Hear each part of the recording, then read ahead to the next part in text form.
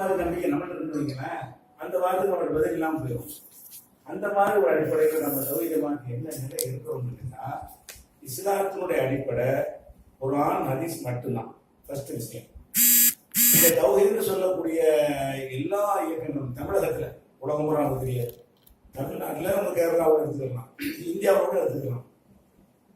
அவங்க எல்லாம் என்ன செய்யறாங்கன்னா, குர்ஆன் ஹதீஸ் என்று சொல்லிக்கொண்டு ரெண்டு தப்பு செய்யறாங்க. முன்னோர்கள் சலஃபு சாலிஹீன்கள் ஏதாவது சொல்லியிருப்பார்களே, ஆனால் அதுவும் மார்க்கம். குர்ஆன் ஹதீஸ் என்று பேர் கூட வச்சுக்கிறாங்க. மார்க்கமா சொல்லும் பொழுது இது செய்றீங்களே, இது குர்ஆன் ஹதீஸ் இருக்கான்னு கேட்டா சலஃபுகள் சொல்லி இருக்கிறாங்க. இப்போ சலஃபுகள் தான் ரசூலுல்லாஹ்ட்ட இருந்து நேரடியாக கற்றவங்க இப்படின்னு ஒரு வியாக்கியானத்தை கொடுத்து கொண்டு அதை பின்பற்றாங்க இல்லையா, அது தப்புன்னு நம்ம சொல்றோம். சலஃபுகள்னு சொல்லி அது சஹாபாக்களா இருந்தாலும் சரி, தாபியீன்களா இருந்தாலும் சரி, உலகத்துல யாரா இருந்தாலும் சரி, அவங்களுக்கு வஹி வராது. அவங்களுக்கு அல்லாஹ்ட்ட எந்த ஒரு செய்தியும் வராது. ரசூலுக்கே கூட எல்லாத்தையும் நம்ம பின்பற்ற முடியாது. ரசூல்லா பின்பற்றோம்ல, வஹியை தான் பின்பற்றுவோம். ரசூல்லா கோதுமை ரொட்டி சாப்பிட்டாங்க, அது சுன்னத்தை நம்ம சொல்ல மாட்டோம். ரசூல்லா ஒட்டகத்துல தான் பிரயாணம் பண்ணி போனாங்க, அது சுன்னத்தை நம்ம சொல்ல மாட்டோம். ஏன் சொல்ல மாட்டோம்? அது வஹியில வந்தது அல்ல. ரசூல்லா செஞ்ச மாதிரி தான் காஃபீர் செஞ்சான். அந்த கோதுமையை நாம் 40 வயசுக்கு பிறகு அவங்க ஆரம்பிக்கல. நபி அவர்களுக்கு முன்னாடியும் சாப்பிட்டாங்க, நபி அவர்களுக்கு பின்னாடியும் சாப்பிட்டாங்க, நபி ஏற்றவங்களும் சாப்பிட்டாங்க. அப்ப அந்த எல்லா மக்களும் செய்யறதையே ரசூல்லா செஞ்சா அது வஹி இல்லை. ரசூல்லா செஞ்சது உண்மைதான். ஆனா கோதுமை சாப்பிடுறது சுன்னத்துக்கு சட்டம் நம்ம எடுக்க மாட்டேங்கிறோம். ஏன் எடுக்க மாட்டேங்கிறோம்? அது வஹி இல்லை. ஒட்டகத்தில் தான் பிரயாணம் செய்யணும், அது ஒரு சுன்னத்து. ரசூல்லா போயிருக்கிறாங்க நம்ம சொல்ல மாட்டோம். ரசூல்லா போனது ரெண்டா பிரிவுங்கிறோம். ரசூல் ஸல்லல்லாஹு அலைஹி வஸல்லம் சொன்னதா இருந்தாலும் செஞ்சதா இருந்தாலும் அது வஹியில் செஞ்சார்களா, வஹி அல்லாத பழக்க வழக்கத்துல அவங்களுடைய தேவைக்கு ஒரு ஆசைக்கு அது மாதிரி செய்தார்களான்னு நம்ம பிரிச்சு பார்ப்போம். இது மார்க்கத்துல உள்ள ஒரு அம்சம். இன்னும் சொல்ல போனா அந்த பேரிச்ச மரத்தை ஒட்டு இது பண்ணுவாங்க மதீனாவில். அப்ப ரசூல் ஸல்லல்லாஹு அலைஹி வஸல்லம் பார்த்துட்டு என்ன செய்றீங்கன்னு கேட்பாங்க. அவங்க சொன்ன உடனே நிறுத்திருங்க அப்படின்றாங்க. மதீனா விவசாயிகள் அந்த 2 மரத்தை இறைச்சி விட்டுவாங்க இல்லையா, அதை நிறுத்திடுவாங்க. நிறுத்தின உடனே மகசூல் குறைஞ்சு போயிடும். போன வருஷம் இருந்ததை விட இந்த வருஷம் உற்பத்தி கம்மியா போயிடும். அப்ப தோட்டத்துக்கு பாக்குறாங்க, மாலி நகலிக்கும் என்ன பிரச்சனை, பேச்சப்படுறதுக்கு என்ன ஆச்சு, நீங்க சொல்லிதான் நம்ம விட்டோம், அதனால லாஸ் ஆகி போச்சு. முதல்ல நாங்க செஞ்ச முறையில செஞ்சா அந்த விவசாயத்துல நல்ல மகசூல் கிடைச்சிச்சு, உங்க சொல்ல கேட்டு செஞ்சு நாங்கள் நஷ்டமா போச்சு. அப்ப ரசூல் ஸல்லல்லாஹு அலைஹி வஸல்லம் சொல்றாங்க, தீன் சம்பந்தமாக நாங்க ஏதாவது உங்களுக்கு சொன்னால் அதை இயற்கையில் கருத்துறீங்க. துன்யா சம்பந்தமாக சொன்னால் உங்களுடைய துன்யா விஷயம் உங்களுக்கு என்னை விட நன்கு தெரியும். விவசாயம் உங்களுக்கு தெரியும். எனக்கு மனசில் பட்டதை சொன்னேனே தவிர அது வஹியா சொல்லல, அதை மார்க்கமா சொல்லல என்று பிரிக்கிறாங்க. நம்ம ரசூலுல்லாஹ் ரெண்டா பிரிக்கிறோம்ன்றது ரசூல் சொல்லி தான் பிரிக்கிறோம். அவங்களும் என்ன சொல்றாங்கன்னா, நான் வஹியில் சொன்னேனான்னு பாருங்க. வஹி அல்லாமல் உதாரணமா ஒரு நோய் ஆய்ப்பட்டாங்கன்னு வைங்களேன், ரத்தம் கசியும் போது சாம்பலை பூசிக்கிட்டாங்க. உகது போடுற ரத்தம் வெட்டுப்பட்டாங்கல்ல, ரத்தம் வடியுதுல, நிறுத்துறதுக்காக வேண்டி பேரிச்சம்பாயை எரிச்சு இந்த சாம்பலை எடுத்து அதை பூசிக்கிட்டாங்க, ரத்தம் நின்றுச்சு. இது ரசூலுல்லாஹ்வுக்கு பாத்திமா நாயகி செஞ்சு விடுறாங்க. அது ஹதீஸ்ல இருக்குது, ரசூலுல்லாஹ்வுடைய அங்கீகாரம் இருக்கு. ஆனா இதை நம்ம பின்பற்ற மாட்டோம். இதற்கு சொல்ல செஞ்சாலும் இதை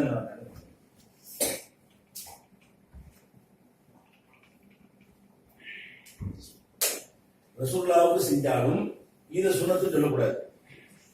ஏன் சொல்லக்கூடாதுன்னு கேட்டா, இது அன்றைக்கு இருந்த ஒரு மருத்துவ முறை, அதுதான் அதை பயன்படுத்துறாங்க. இன்னைக்கு ரசூலுல்லாஹ் காயப்பட்டிருந்தா வேற வைத்தியம் தான் பண்ணுவாங்களே தவிர சாம்பல் பூச மாட்டாங்க.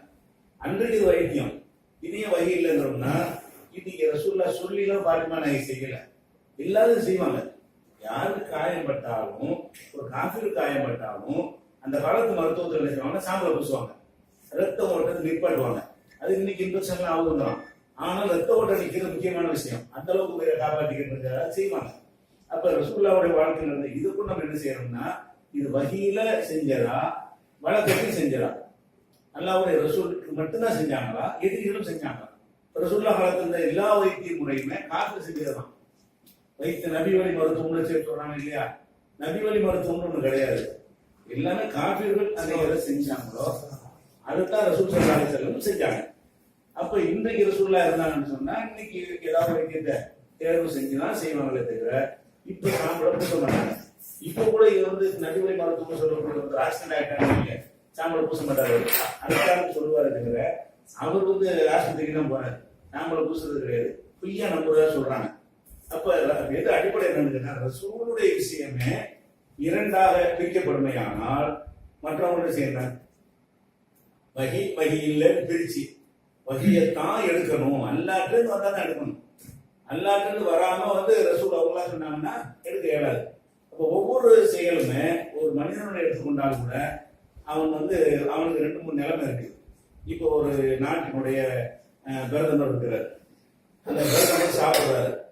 அவர் பிரதமர் என்ற அடிப்படையில் சாப்பிட்டாரு இல்ல, பிரதமர் சாப்பிடுவாரு. அவர் சாப்பிட்டது வந்து பிரதமர் என்ற அடிப்படையில் அந்த செயலை செய்கிறது. பிரதமர் இல்லாட்டும் அதை சாப்பிட்டு இருப்பாரு. மலஜலம் கழிக்கிறாரு, பிரதமர் மலம் கழிச்சுன்னு சொல்லக்கூடாது.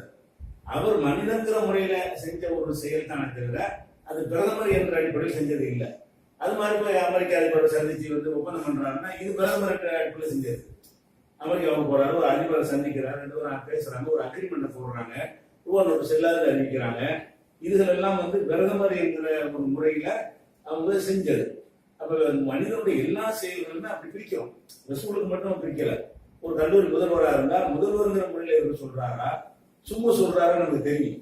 அந்த சீட்டுக்குள்ள வேலை இப்ப நான் சில விஷயங்கள் சொல்றேன்னா கல்வி ஜமாத்துடைய ஒரு பொறுப்பாளராக இருந்து சொல்றேன்னா தனி மனிதனா சொல்றேன்னா பிரிக்க முடியும்.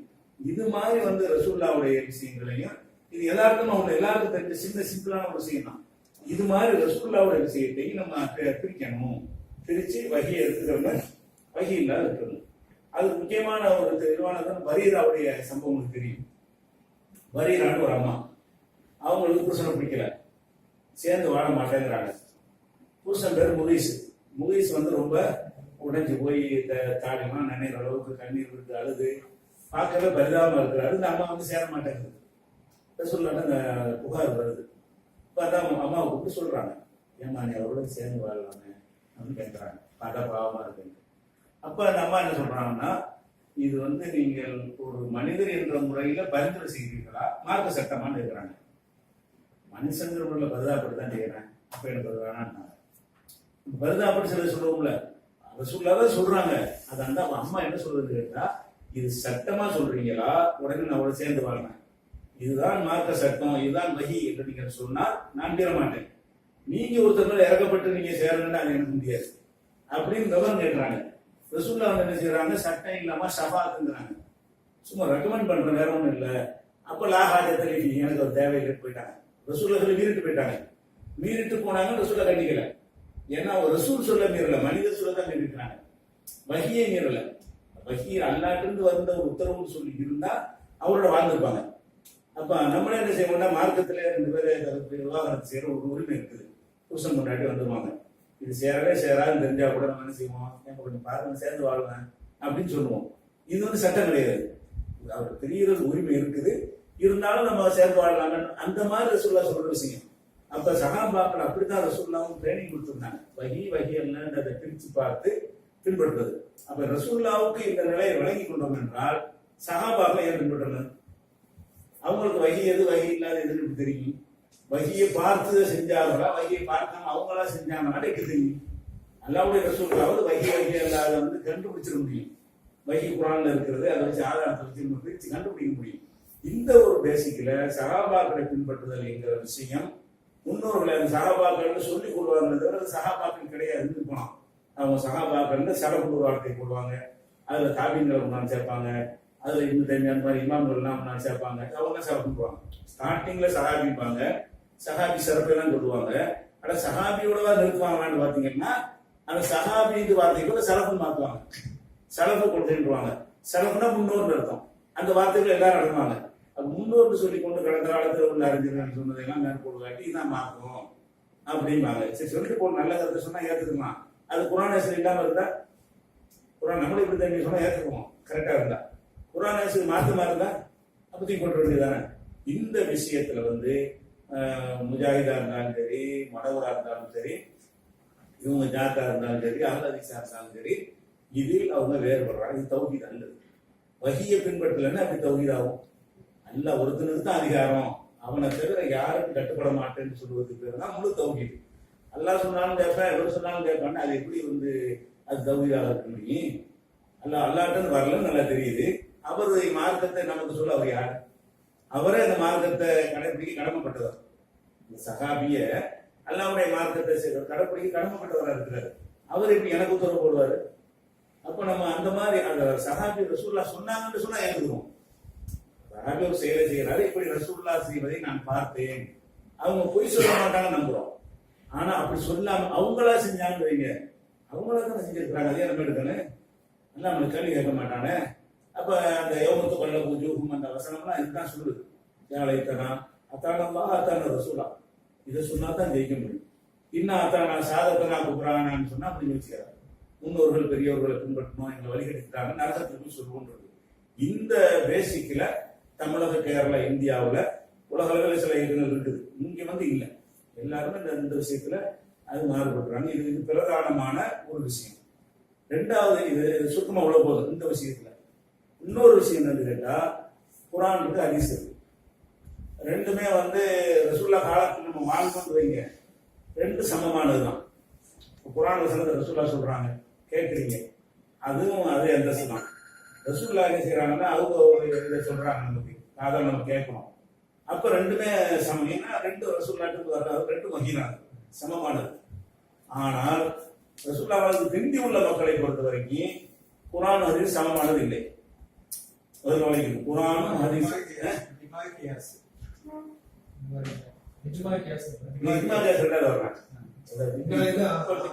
പറയുന്നത് കേട്ടത് എന്നു വെച്ചാൽ അതായത് ഖുറാനും ഹദീസും നബിയുടെ കാലത്തിൽ സമമായിട്ടുള്ളതല്ല എന്നുള്ള കാര്യത്തിലാണ് പറയുന്നത്. ரசூலுல்லாஹ் காலத்தில் இருக்கிறவங்க அவங்க ஒரு உத்தரவு போடுறாங்க, குரான்ல இல்ல. குரான் மாதிரி கட்டுப்படணும். ஏன்னா ரசூலுல்லாஹ் சொல்றேன், கண்ணால பாக்குறீங்க, கேட்கறீங்க, குரான்ல இருந்து உங்களை சொல்றாங்க, அப்பவும் கட்டுப்படணும். ரெண்டுலையும் இது வகி இல்லைன்னு நீங்க சொல்ல இல்லைன்னா அவரை சந்தேகப்படுறீங்க, அவருடைய விசாலத்தை சந்தேகப்படுறீங்க. இது ரசூலுல்லாஹ் காலத்துல உள்ளது. ரசூலுல்லாஹ் காலத்துக்கு பிந்தி என்ன ஆகுதுன்னா, குரான் பாதுகாக்கிறாங்க.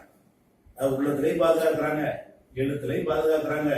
அவ்வளவு பேர் ஒன்னா கூடி திரட்டி இதுதான் குரான், இது அல்லாதெல்லாம் குரான் இல்லை என்கிற அளவுக்கு எழுத்துலையும் பாதுகாப்பு, மனசுலையும் பாதுகாப்பு, மற்ற தப்பான கருத்துகள் அழிக்கப்பட்டு எரிச்சு இதுதான் குரான் என்று கொடுத்துட்டாங்க.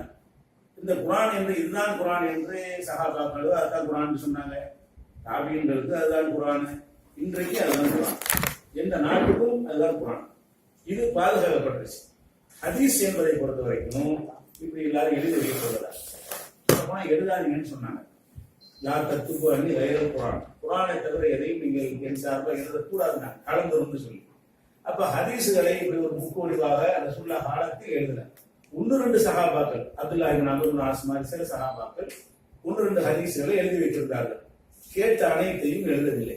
இப்ப ஹதீஸுகளை பொறுத்தவரைக்கும் எப்படின்னு கேட்டா, ரசூலுல்லாஹ் சொல்லுவாங்க, அந்த சபையில் ஒரு 10 பேர் இருப்பாங்கன்னா அந்த 10 பேருக்கு தான் தெரியும், அவ்வளவு பேரும் தெரியாது. 1,00,000 சஹாபி இருந்தா கூட ஒரு ஊர்ல வச்சு சொல்றாங்கன்னு வைங்கள, ஒரு மனுஷன் நம்ம வீட்டுல ஒரு பயான் பண்றாங்க, அப்போ ஒரு ஹதீஸை சொல்றாங்க, அதை ஒண்ணு செய்யறாங்க. அந்த பார்த்த சஹாபிகள் தான் என்ன செய்வாங்க, அதை அறிவாங்க. அவங்க வீடு விட கதவை தட்டி இன்னைக்கு இதை சொன்னாங்கன்னு எல்லாருக்கும் சொல்லிட்டு வர மாட்டாங்க. அந்த 10 பேருக்கு தான் அந்த ஹதீஸ் தெரியுமே தவிர அத்தனை பேருக்கும் தெரியாது. சரியா? அந்த மாதிரி ஒவ்வொருத்தரும் சில ஹதீஸ், அந்த 10 பேர்ல வேற 10 பேருக்கு வேற ஹதீஸ், வேற 10 பேருக்கு வேற ஹதீஸ் சொல்லி இந்த யார் யாரெல்லாம் ரசூலுல்லாஹி சபையில அவங்க பேசும்போது இருந்தாங்களோ அப்படி யார அவருக்கு ஒண்ணு, இவருக்கு ஒண்ணு, அவருக்கு ஒண்ணு, அவருக்கு 10, இவருக்கு 25, இவருக்கு 100 ஹதீஸ் தெரியும். இந்த ஹதீஸுகளை கொண்டு அடுத்த தலைமுறை கொண்டு போறாங்க. அடுத்த தலைமுறை அதாவது செவி வழியா தான் கொண்டு போறாங்க. தாபியங்களுக்கு அறிவிக்கிறாங்க. அறிவிக்கும் பொழுது அந்த அது தேவைப்படும் அறிவிப்பாங்க, கேள்வி கேட்கும் அறிவிப்பாங்க. இப்படியே அறிவிச்சுட்டே போகிற நபர் வழியா போகும் பொழுது இதுல ரெக்கார்டு இல்லாதனால செக் பண்ணி பாக்குறதுக்கு மூளை கருதி குரான் மாதிரி இல்லை. அப்ப இடையில என்ன செய்யறாங்கன்னா இட்டு கட்டுறாங்க. குரான்ல இட்டு கட்டப்படுது வரல, குரான்ல சஹீஹ் லைஃப் வரல, குரான்ல மௌது வராது, குரான்ல குரான் தான். ஹதீஸ் ஏன் இதெல்லாம் வருதுன்னு கேட்டா, ஹதீஸ் என்பது தனி நபர்களை சார்ந்தே இருந்தது புக்காக ஆக்கிற காலம் வரைக்கும். இப்ப சொல்ல முடியாது. புகார்ல எல்லாம் முஸ்லீம் இருக்கான்னு கேட்டுருவீங்க, 200களில் நூல் வடிவில் ஆக்கின பிறகு பாதுகாப்பாயிடுச்சு. 200 வருஷத்துக்கு இடைப்பட்ட காலத்துல யாரு வேண்டாலும் என்ன வேண்டாலும் அப்போ எனக்கு சொன்னாரு, அவருக்கு அவர் சொன்னாரு, இவருக்கு இவர் சொன்னாருன்னு சொல்லி விட்டு அடிக்க முடியும். இப்படி விட்டு அடிச்சு நிறைய கலந்து விட்டது ஹதீஸ்கள்ல. அப்ப ஹதீஸ்கள் பிற்காலத்துல வந்து என்ன பிரச்சனைன்னா, ரசூலுல்லாஹ் சொன்னா அது வகிதான், சொன்னாங்களான்னு சந்தேகம் வருது. நேற்று குர்ஆன்ல வந்து சொன்னாங்களான்னு சந்தேகம் வரல. ஹதீஸ்ல வந்து சஹாபாக்கள் காலத்துக்கு பிந்தின தலைமுறையில ரசூலுல்லாஹ் அவர்கள் சொல்லும் பொழுது நிஜமாக ரசூலுல்லாஹ் சொன்னாங்களா, இவன் போட்டு அடிக்கிறானா, இவன் போட்டு அடிக்கிறானான்னு அப்படி ஒரு சந்தேகம் வருது.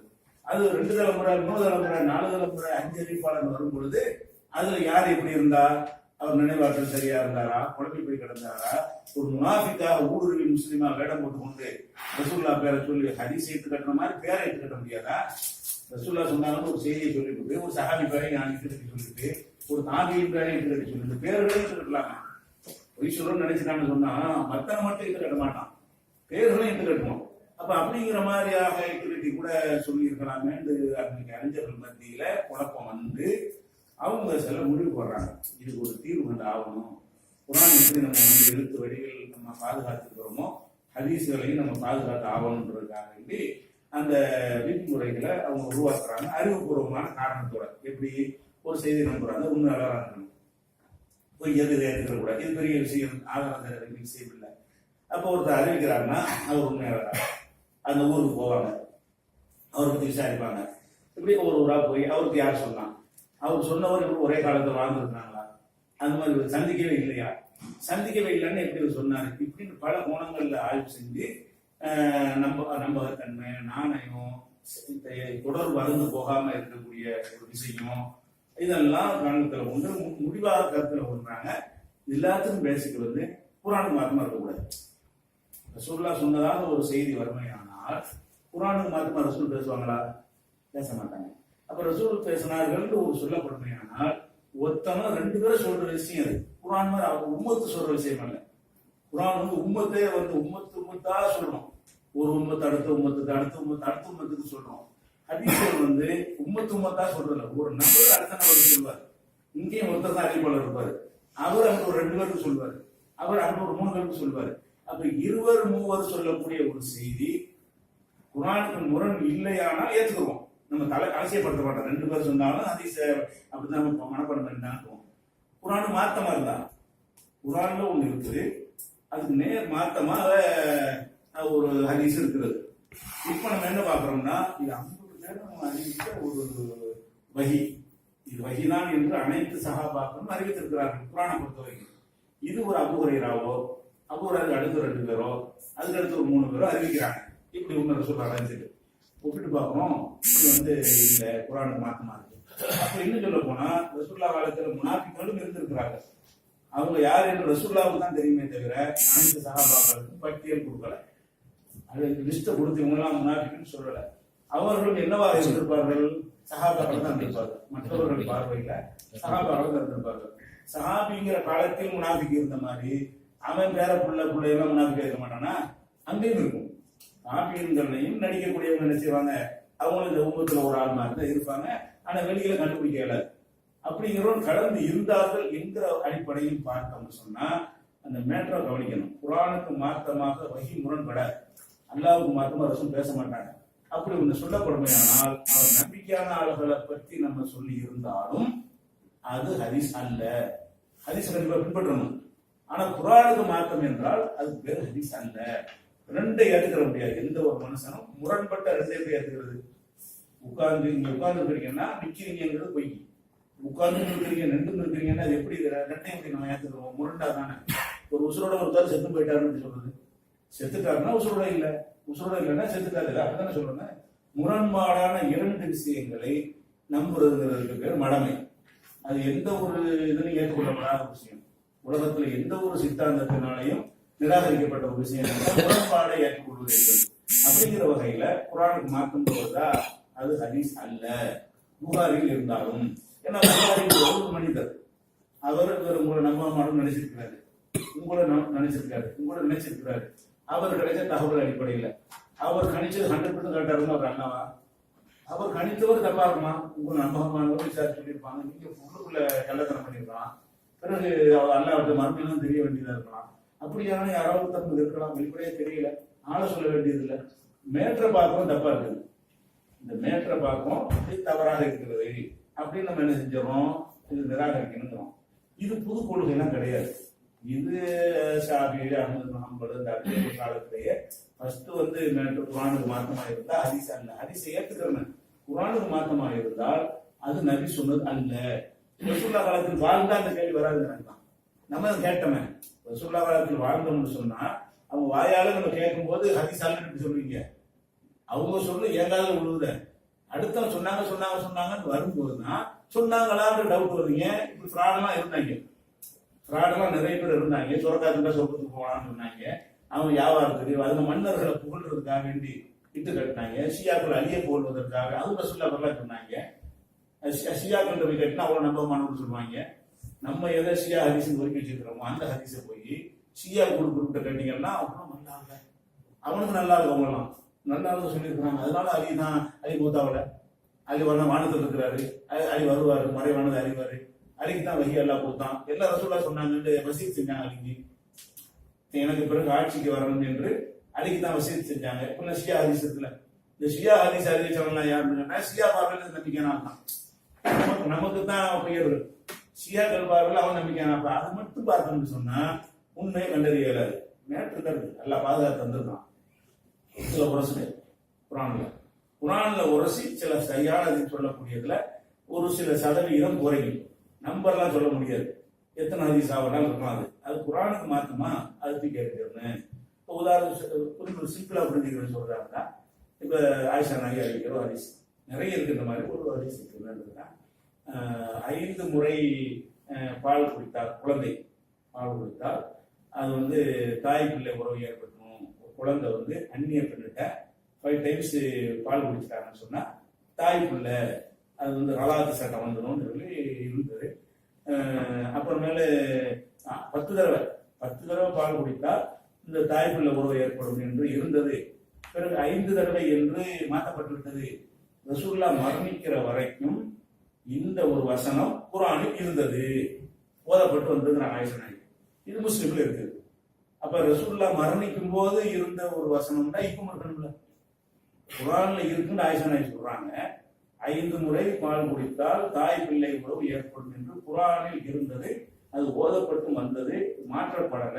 ரசூலுல்லாஹ் மௌத்தா போற வரைக்கும் ஓதப்பட்டு வந்ததுன்னா அப்ப ரசூலுல்லாஹ் மௌத்தா போன பிறகு குர்ஆன்ல யாரை கை வச்சாங்க? மௌத்தா போன வரைக்கும் ஓதப்பட்டு வந்துச்சுன்னா இப்ப இருக்கணும். இவங்க சொல்லக்கூடிய வாசகம் குர்ஆன்ல இல்லை. அப்ப ரசூலுல்லாஹ் மௌத்தா வரைக்கும் ஓதப்பட்டு வர வந்துச்சுங்கிறாங்க. அப்ப இதுக்கு என்ன மீனிங் ஆகுது? குர்ஆனை நாமே இறக்கணும், நாமே பாதுகாப்போம் முரணை தூக்கி போட்ட வேண்டியதாங்க. ஆயிஷா நாயகி சொன்னாலும் ஆயிஷா நாயகி இதை போய் சொன்னாலும் இது அர்த்தம் இல்லை. இதுல யாரோ ஒரு விஷயம் நுழைஞ்சு ஏதோ நடந்திருக்கு, நமக்கு தெரிய முடியல. காரணம் தெரிய முடியாட்டாலும் விஷம் கலந்துருக்கு, விஷம் இருக்குன்னு டெஸ்ட் பண்ணி சொல்லிட்டாங்க. யாரு கலந்தா சொல்லணும்னு பார்க்க மாட்டோம். எவன் கலந்தா விஷம், ஆள் தெரியலப்பா விஷம் கண்டாயிருமா கேட்டா யாரு கண்டுபிடிச்சு சொல்லணும்னு கேட்கறாங்க. யாரும் கண்டுபிடிக்க வேணாப்பா, விஷம் தானே இது. குர்ஆன்ல இருந்துச்சுங்கிறது இல்லைன்னு சொன்னா அது விஷமா இல்லையா? இஸ்லாத்தின் பார்வையில ரசூலுல்லாஹ் மௌத்தா போற வரைக்கும் ஓதப்பட்டு வந்துச்சு ஒரு விஷயம். அது ரசூலுல்லாஹ் மௌத்தா போய் இப்ப குர்ஆன்ல பார்க்கறோம் காணா. இப்ப என்ன அவங்க என்ன நினைக்கிறாங்க? அது சொன்னவர் யாரு சொல்லு பார்ப்போம். இந்த 5 அறிவிப்பாளர்கள் பொய்யர் யார் சொல்லணும் இப்படி கேட்கறாங்க கேள்வி. நம்ம என்ன கேட்கறோம்? விஷமா இல்லையா? விஷம் தெரிய பிறகு வச்சமே தெரிஞ்சு தெரிஞ்சா தெரிய போறது தெரியாத குடிக்க மாட்டோம். அவன் யாருன்னு தெரிஞ்சாலும் குடிக்க மாட்டோம், யாருன்னு தெரியாட்டாலும் குடிக்க மாட்டோம். விஷம் தான், சரியா? அந்த அடிப்படையில இந்த விஷக்கருத்தை ஆயிஷா நாயகி சொல்லிருக்க மாட்டார்கள். முஸ்லிம்ல இருக்குது. அவர் நல்ல 4 பேர் நினைச்சு பதிவு பண்ணிட்டாரு. அதுல யாரோ ஒரு ஆள் நினைஞ்சிருக்கலாம், மறதியாவோ அல்லது மனக்குழப்பத்தினாலேயோ வேண்டும் என்றோ எப்படியோ சொல்லியிருக்கலாம். அவங்கள பத்தி நம்ம தீர்மானிக்க வேணாம். அவர்களை பத்தி திட்டவட்டமான குறை வரும்போது அவங்கள பரிசீலிச்சுக்கிறோம். இந்த கருத்தை நம்ம ஏற்றுக்கிறதா? இது எட்டா பார்ப்பால என்ன செய்யறது? இதுக்கு எப்படி உலகத்துக்கு பதில் சொல்லுவீங்க? குர்ஆன்ல இருக்குறீங்க, குர்ஆன் பாதுகாப்பு காட்டு கேட்கறான். குர்ஆன் பாதுகாப்பு குர்ஆன்ல ரசூலுல்லாஹ் பிறகு அழிச்சிட்டீங்களா? அந்த ஆயத்தை காணமாப்பா. ரசூலுல்லாஹ் காலம் வரைக்கும் இருந்த ஒரு ஆயத்தை ரசூலுல்லாஹ் காலத்துக்கு பிறகு அழிக்க முடியும் என்றால் அது பேர் பாதுகாப்பா? அதை தொடவே முடியாது, அது பேர் தான் பாதுகாப்பு. ரசூலுல்லாஹ் காலத்துல எது இருந்ததோ குர்ஆன்ல அது கியாமத் வரைக்கும் இருக்கணும். அப்பதான் குர்ஆன் பாதுகாப்புன்னு இருக்கும். அப்ப சாம்பிளுக்கு தான் இது. இது மாரத்தூரமான விஷயங்கள் எல்லாம் கூட இருக்கிறது. அது மாதிரி சொல்ல சூரியன் செஞ்சாங்கன்னு இருக்குது உதாரணத்துக்கு. இதெல்லாம் எந்த கான்செப்ட்ல வருதுன்னு கேட்டா இதுலாம் வருது. ஹதீஸ் இருக்குது. ஹதீஸ் இருக்கிறத மறுக்கல. 1 2 10 100 கூட இருக்கணும் இருந்துட்டு போகுது. அவ்வளோவா இல்லை, நம்பர்லாம் இல்லை, 2 ஹதீஸ் தான் இருக்குது. அப்ப ஒரு ஹதீஸே பல பேர்கள் அறிவிப்பாங்க, ரொம்ப நம்பர் ஜாஸ்தியாக தெரியும். அதே ஆயிஷாத அறிவிப்பாளர்களை பற்றினா என்ன செய்யுது, அந்த ஹதீஸ் வருது. இப்ப சிகர் சம்பந்தமா ரசூலுல்லாஹ் சிகர் செய்யப்பட்டது அப்படின்னு சொல்றாங்கல்ல, இதை நம்ம எடுத்துக்கொண்டு குரானை பார்க்கணும். இந்த ஆட்கள்லாம் சரியா இருக்கு, அதனால சைகின்னு அவங்க சொல்றாங்க. நம்ம என்ன சொல்றோம், ஆட்கள்லாம் இருந்து குரான் பார்க்கணும். இதை பத்தி அல்லாஹ் குரான் என்ன சொல்றான்? அப்ப அல்லாஹ் என்ன சொல்றான்னு கேட்டா, ரசூலுல்லாஹ் சிகர் செய்யப்பட்டவர் என்கிற ஒரு கருத்தை அன்றைக்கு எதிரிகள் சொன்னார்கள். அதுக்கு அல்லாஹ் ரிப்ளை கொடுக்குறான் குரான்ல. காலம் வாலிமூன இன் தத்தபியூன இல்லா ரஜுலும் மசூரா, சிகிர் செய்யப்பட்டவரை தான் நீங்கள் பின்பற்றுகிறீர்கள் என்று அநியாயக்காரன் சொல்றான் அப்படிங்கிறான்ல. ரசூலுல்லாஹ்வுக்கு சிகிர் செய்யப்பட்டது என்று சொன்னால் அதை சொல்லக்கூடியவர் அநியாயக்காரன், சிகிர் செய்யப்பட வேண்டும். குரான் தெளிவா சொல்லுது, சிகிர் செய்யப்பட்டவர் மசூர்னா சிகிர் செய்யப்பட்டவர் என்று அநியாயக்காரர்கள் இவரை பற்றி சொல்கிறார்கள் அப்படின்னு அல்லாஹ் என்ன செய்யறான், குரான்ல சொல்றான். அப்ப நம்ம டக்குன்னு பார்ப்போம், அநியாயக்காரன் ரசூலுல்லாஹ்வுக்கு சிகிர் செஞ்சதா சொல்லுவான். ஹதீஸ்ல சொல்லப்பட்டிருக்க, நம்மள அறியாத ஒரு அநியாயக்காரன் உள்ள உட்கார்ந்துருக்கான், அது நமக்கு தேவையில்லை, மேற்று பொய், ரசூலுல்லாஹ் சிகிர் செய்ய முடியாது நல்லா சொல்றானே, சரி அநியாயக்காரன் தான் சொல்லுவாங்கிறானே, நம்ம அதை சொன்னா நம்ம அநியாயக்காரனாயிரும். ரசூலுல்லாஹ் சிகிர் செய்யப்பட்டார்கள் என்று நம்ம எப்போ சொல்லுகிறோமோ, அல்லாஹ்வுடைய வேத வசனத்தின் பிரகாரம் நாம் ஒரு அநியாயக்காரன் ஆயிடுவோம்.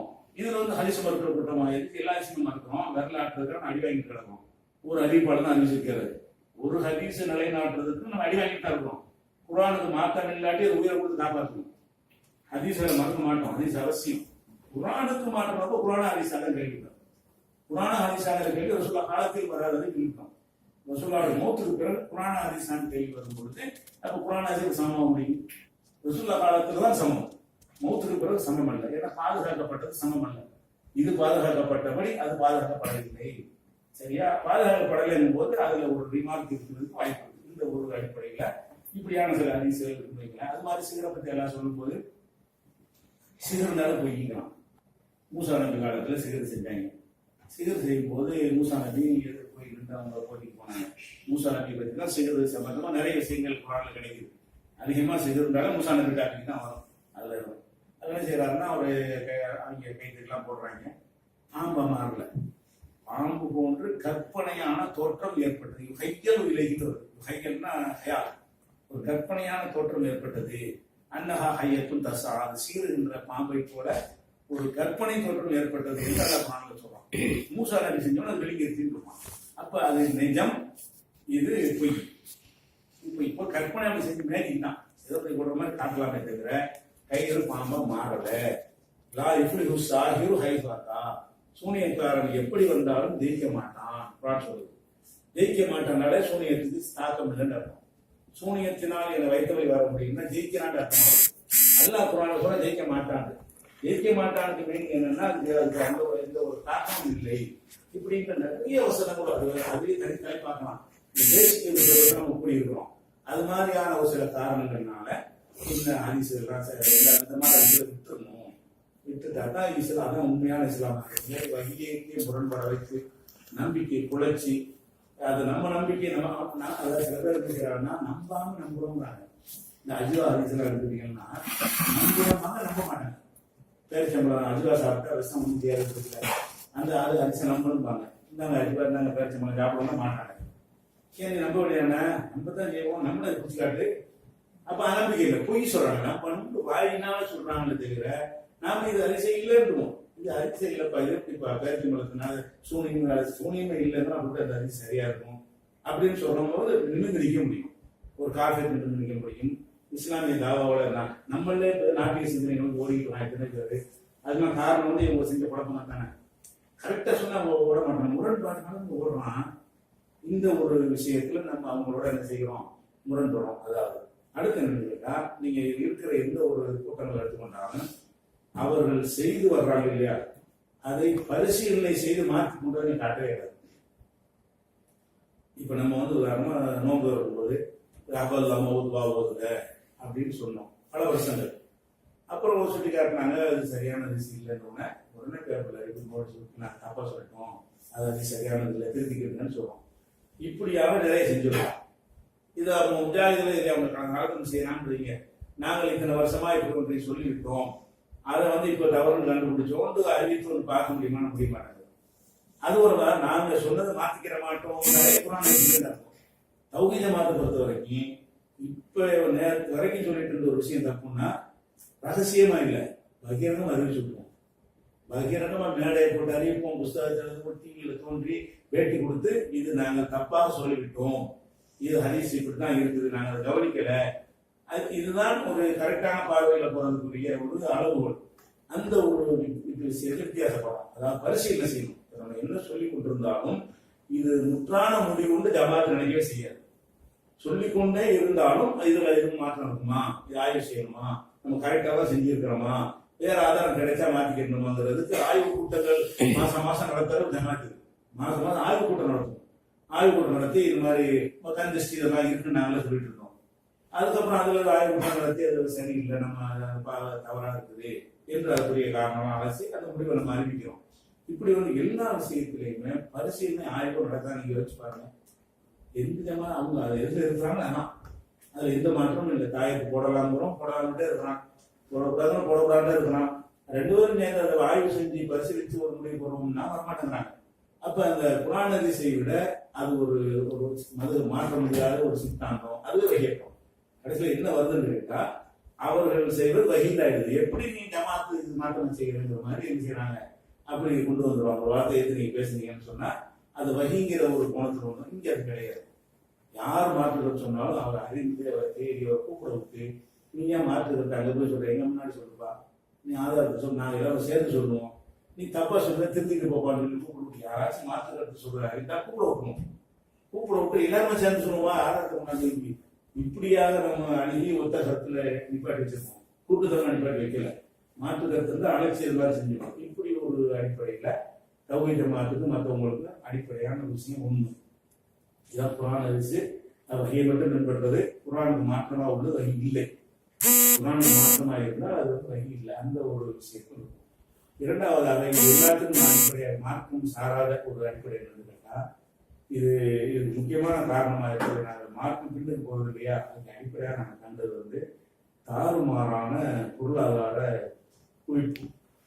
தாறுமாற பணம் வெளிநாடுகளுக்கு வருது இல்லையா, அது அவர்களை சிந்திக்கிறதை தவிர்த்து விட்டு பள்ளிவாசல் கட்டணும், அப்படிங்கிற மாதிரியாவே யூனிவர்சிட்டி கட்டணும், காலேஜ் கட்டணும் அப்படிங்கிற மாதிரியாவே அவருடைய இலக்கு பூராவுமே அவங்களோட ஒட்டுமொத்த இலக்குமே அதே நோக்கி போகும்போது நாங்கள் என்ன மசோரா பண்ணி எந்த ஒரு காலத்திலையும் இந்த ஜமாத்துல வெளிநாட்டு நிறுவனங்களிடமிருந்தோ வெளிநாட்டு நபர்களிடமிருந்தோ உதவி வாங்க மாட்டோம். நீங்க போய் இந்தியாவிலிருந்து போய் வெளிநாட்டுல இருந்து வேலை செஞ்சோம்னா வாங்கிக்குவோம். நீங்க இந்தியாவில் வெளிநாட்டு நிறுவனம் பெரிய பெரிய பணக்காரர் இருப்பாங்க, பெரிய பெரிய நிறுவனம் ஜாலியாத்து அவுத்தாப்பு அந்த மாதிரி வச்சிருப்பாங்க இல்லையா, அவர்கிட்ட வாங்குறது இல்லைன்னு ஒரு கொள்கையை வச்சிருக்கோம். நான் இருக்கிறத வச்சோம்னா ஜாப்ல இருக்கிற காலத்துல அது மாதிரி வெளிநாட்டுல இருந்து பணம் வரும். வந்தவொடனே என்னன்னா பள்ளிவாசல் கட்டுறதுக்காக கொடுக்க மாட்டாங்க. எவ்வளவு வேலைகள்லாம் இருக்குது. இப்போ அதை பள்ளிவாசல் கொடுக்குற பணத்தை என்ன செய்வாங்கன்னா பள்ளிவாசல் கட்டுறதுக்கு அலைவாங்க. அதாவது கூட்டம் போடணும், அடி வாங்கணும், உதவாங்கன்னு அதெல்லாம் செஞ்சுட்டு இருக்கோம். ஒரு ஊர்ல இப்போ எந்த ஊர்ல தவுக்கு இல்லை அங்கெல்லாம் போய் அடி உதவிட்டுலாம் வாங்கிட்டு திருப்பி திருப்பி சொல்லி இன்னைக்கு வரைக்கும் போராட்டம் நடந்தது. இன்னைக்கு வரைக்கும் தமிழகத்துல அதிகமான மக்கள் வென்றெடுத்துட்டாலும் ஒரு 25% ஊர்களில் ஜனாசா அடக்க முடியாது. மூத்த போனா நடக்குது பெரிய போராட்டம் பண்ணி ஆயிரக்கணக்கான மக்களை குவிச்சு பெரிய பலத்துறை ஒருத்தெல்லாம் சந்திச்சு கையெல்லாம் வாங்கிதான் ஜனாசா நடத்திட்டு இருக்கோம். அப்ப தாவாவுக்கு இப்படி செய்யணுங்கிற நேரத்தில் என்ன செய்வாங்கன்னா இவங்க இலங்கையில் நாங்கள் பார்த்தோம். என்ன செய்யறது கேட்டால் அந்த ஊர்ல நான் சௌகரியத்தான் இருக்க மாட்டேன் பொய் சொல்லி சௌகரியமாக பள்ளியாசம் கட்டி கொடுப்பாங்க. கட்டி கொடுத்து முடிச்சவன டாக்டர் கட்டி கொடுத்து முடிச்சவன அவன் யானை பேசலாமல் எடுத்து வருவான். இவங்களுக்கு கட்டி கொடுத்தா வேலை முடிஞ்சிச்சு. ஏன்னா கட்டி கொடுக்குறவங்களுக்கு அவங்களுக்கு ஒரு 10% கமிஷன் கொடுப்பான். அதை உழைப்பாக எடுத்துக்கொண்டு ஒரு ரூபாய்க்கு ஒருத்தர் பள்ளியாசை கட்டி கொடுக்குற பொறுப்பு ஜாஸ்தி எடுத்துக்கிட்டாங்கன்னா அவங்க 90 லட்சத்துக்கு தான் அவங்க பணம் காட்டணும். 10 லட்சம் அவங்களுக்கு அந்த உழைப்பு இருக்கல, அதுக்குரிய ஊதியம் கொடுத்துருவான். அது போக இந்த 90 லட்சத்துல காட்டுற கணக்கு வந்து என்ன தெரியும், ரியால் ஒரு மூட்டை 100 ரூபான்னா 100 ரியால் எழுதி போக வேண்டியதானே. அந்த எழுதி போகுது 100 ரூபாய்க்கு வாங்குற ஜாமான 100 ரியால் எழுதிட்டா கூட என்ன செய்யாது எங்கேயோ போயிடும். அந்த மாதிரிலாம் ஒரு ஃபாய்தா இருக்க போய் பல ஊர்களில் இந்த பள்ளிவாசல் கட்டுறாங்க, தௌஹீது கைகள் இல்லை. பள்ளிவாசல் கட்டுறாங்க, அதை பூட்டி கிடக்கிறது. அதாவது பள்ளிவாசல் கட்டி இது மாதிரி நோக்கமெல்லாம் என்னன்னு கேட்டா, இதை கொண்டு தாவா செய்யறதுக்கு வேற என்ன வேலை நமக்கு? நம்முடைய நிறுவனங்கள் உண்டாக்குறோம், நானும் நிறுவனங்கள் உண்டாக்குறோம் என்று சொன்னால் மக்கள்கிட்ட காசு வாங்கி செய்யும் பொழுது அதுக்கு பதில் சொல்றோம். அவனை கேள்வி கேட்பான்ல, அந்த அடிப்படையில் நாங்களும் நிறுவனங்களை உண்டாக்க தான் செய்யறோம். நிறைய நிறுவனங்கள்லாம் இருக்குது. ஆனால் மக்களுக்கு பொதுக்குள்ள கணக்கு வாசிப்போம். வெளிப்படையா கணக்கு வாசிக்கிற ஒரு இயக்கத்தை காட்டுங்க. ஒரு நம்ம தௌஹீத் ஜமாஅத்துல ஃபித்ராவது இந்த வருஷம் ஒன்று பார்த்தா 1,30,00,000 ஃபித்ரா. ஃபித்ராங்கிறது எப்படின்னு கேட்டா, அந்த ஊர்ல உள்ள ஒரு கிளைகள் வசூலிப்பாங்க. அந்த கணக்கு இல்லை, தலைமைக்கு எங்களுக்கு என்ன செய்வாங்கன்னா, ரியாதுல, துபாயில, பஹ்ரைன்ல உள்ள நம்ம சகோதரர்கள் அவங்க ஃபித்ரா தொகை இங்க அனுப்பி வைப்பாங்க. அந்த நாட்டுல வசதி உள்ளவங்க இருக்கலாம், அங்க இருந்து ஃபித்ரா கொடுக்கணும். நம்ம நாட்டுல ஏழை மக்கள் இருக்கிறாங்க, உதவுங்கன்னு கொடுப்பாங்க. இது தலைமைக்கு மட்டும் வெளிநாட்டுல உள்ள நம்ம சகோதரர்கள் 1,30,00,000 நமக்கு ஃபித்ரா இந்த வருஷம் அனுப்பியிருக்கிறாங்க. உதாரணத்துக்கு அதே நேரத்துல ஒரு கிளையில இருப்பாங்கல்ல, அவங்க வீடு வசூல் பண்ணிருப்பாங்க. அவங்க 5 லட்சம் 10 லட்சம் கட்டி பண்ணிருப்பாங்க. அது பல கோடிகளுக்கு வரும். அது நாங்க தலையிட மாட்டோம், வசூல் பண்ணுவோம்னா இந்த 1,30,00,000 என்ன செய்வோம் கேட்டா, மதுரை மாவட்டத்துக்கு உழவு, திருச்சிக்கு உழவு, தஞ்சாவூருக்கு உழவு, நைட்டோடு உட்கார்ந்து அவங்களுக்கு ஃபோன்லேயே பிரிச்சு சொல்லிடுவோம். காயல்படுறதுக்கு உழவு, மேலப்பாளையத்துக்கு உழவுன்னு சொல்லுவோம். அவங்க வசூல் பண்றதோட சேர்த்து இது என்ன செய்வாங்க, அவங்க ஒரு 10 லட்சம் வசூல் பண்ணி வச்சிருப்பாங்க, நம்ம ஒரு 10 லட்சத்தை கொடுப்போம். 20 லட்சத்துக்கு என்ன செய்வாங்கன்னா, பொருள்கள் ஜாமான்லாம் வாங்கி மக்களுக்கு விநியோகம் பண்ணிடுவாங்க. விநியோகம் பண்ண பிறகு எங்களுக்கு கணக்கு தரணும். அவங்க விநியோகம் எத்தனை பேருக்கு பண்ணணும், என்னென்ன கொடுத்தோம், முழு டீட்டெயில் தலைமைக்கு வரணும். இன்னொரு பத்திரிகை நாங்கள் போடுவோம். இதில் வந்த வரவு இவ்வளவு, 1,30,00,000. திருச்சி மாவட்டத்துக்கு கொடுத்தது இவ்வளவு, மதுரைக்கு கொடுத்தது இவ்வளவு, நில் பேலன்ஸ். இப்படி கணக்கு காட்டுற ஒரு ஜமாத்த ஒரு இயக்கமோ இந்தியாவில் எனக்கு தெரிஞ்சு கிடையாது. இந்தியாவில் எந்த இஸ்லாம் அல்லாத இயக்கமும் கிடையாது. 0 பேலன்ஸ்ல வச்சு எல்லாத்தையும் மேம்படுத்தி முடிச்சுக்குவோம். மக்கள் தர்றாங்கன்னா அதை வச்சுக்கிற மாட்டோம், இருக்கிறாங்க மக்கள் அதெல்லாம் செஞ்சுக்குவோம். அது மாதிரி சுனாமி, வெள்ளம் எல்லாம் ஏற்படுது. அப்போ அதுக்காக வேண்டி மக்கள்கிட்ட நெருங்கி திரட்டணும். சுனாமி ரூபா 2 கோடியா, சுனாமி 2 கோடி நினைக்கிறேன். சுனாமி வந்து இல்லையா, அப்ப 2 கோடி ரூபாய்க்கு அளவு நிதி திரட்டணும். வெள்ளப்பக்கம்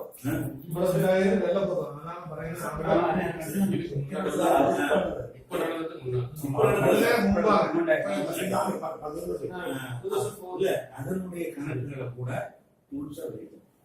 யார் யார் எவ்வளவு கொடுத்தா எவ்வளவு எந்த ஊருக்கு அது கூட என்ன முடிவு பண்ணோம்னா, ஒரு சுனாமி நீங்க பாதிக்கப்பட்டீங்க, உங்களுக்கு என்ன செய்வாங்கன்னு கேட்டா, அந்த சுனாமி வசூல் பண்ணுவாங்க, பாதி தின்றுவாங்க. பாதிக்கு என்ன செய்வாங்கன்னா, ஒரு பாய், ஒரு தலைவணி, ஒரு கட்டில், ஒரு மெத்தை, ஒரு மிக்சியை கொண்டாந்து தந்துட்டு அது ஒரு 5,000 ரூபாய் இருக்குமா, 20,000 ரூபாய்க்கு வச்சு வாங்கிட்டு போயிடுவாங்க. ஜாமானுடைய மதிப்பு 5,000 தான் இருக்கு. ஓசி தானே, நீங்க கைது போட்டுருங்க 25,000 பெற்றுக்கொண்டேன்னு சொல்லி 20,000 வந்துருவோம்.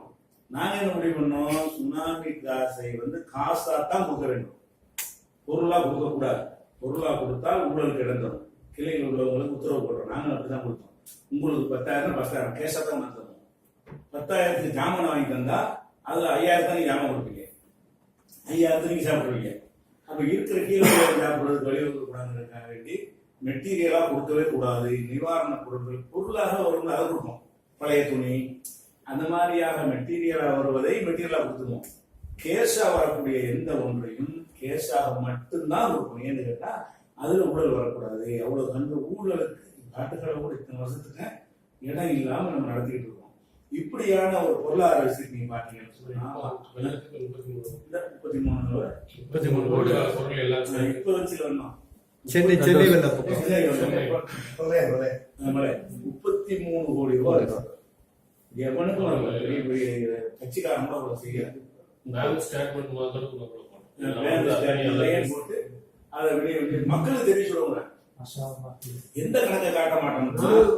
ஒரு பைசா போலும் அழிமதிக்கு, ஒரு பைசா போலும், 9 பைசா போலும் அழிமதிக்கு யாரொரு காரணம் ഈ തൗഹീദ് ജമാഅത്ത് ഉണ്ടാവില്ല.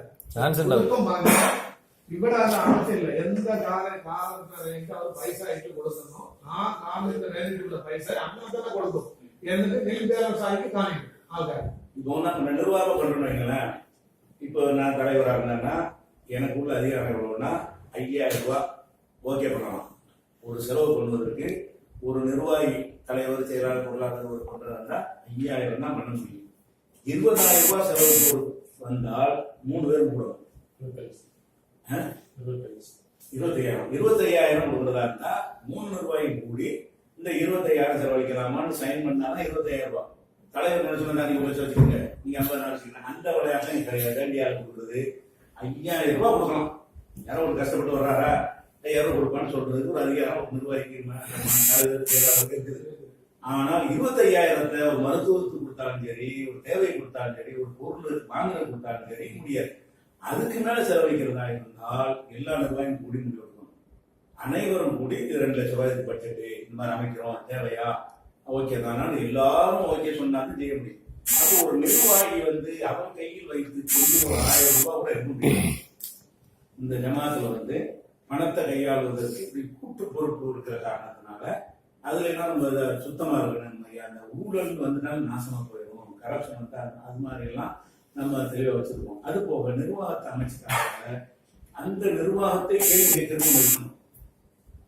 நிர்வாகம் வந்துட்டான்னு வைக்கலாம். இப்ப நம்ம ஜமாத்து இருக்குங்களா, இப்ப நம்ம கஷ்டப்பட்டு ரத்தம் சிந்தி பல விதமான அந்த காலத்து முஜாஹித் ஏற்பட்டாங்க கஷ்டம் ஆரம்ப காலத்துல.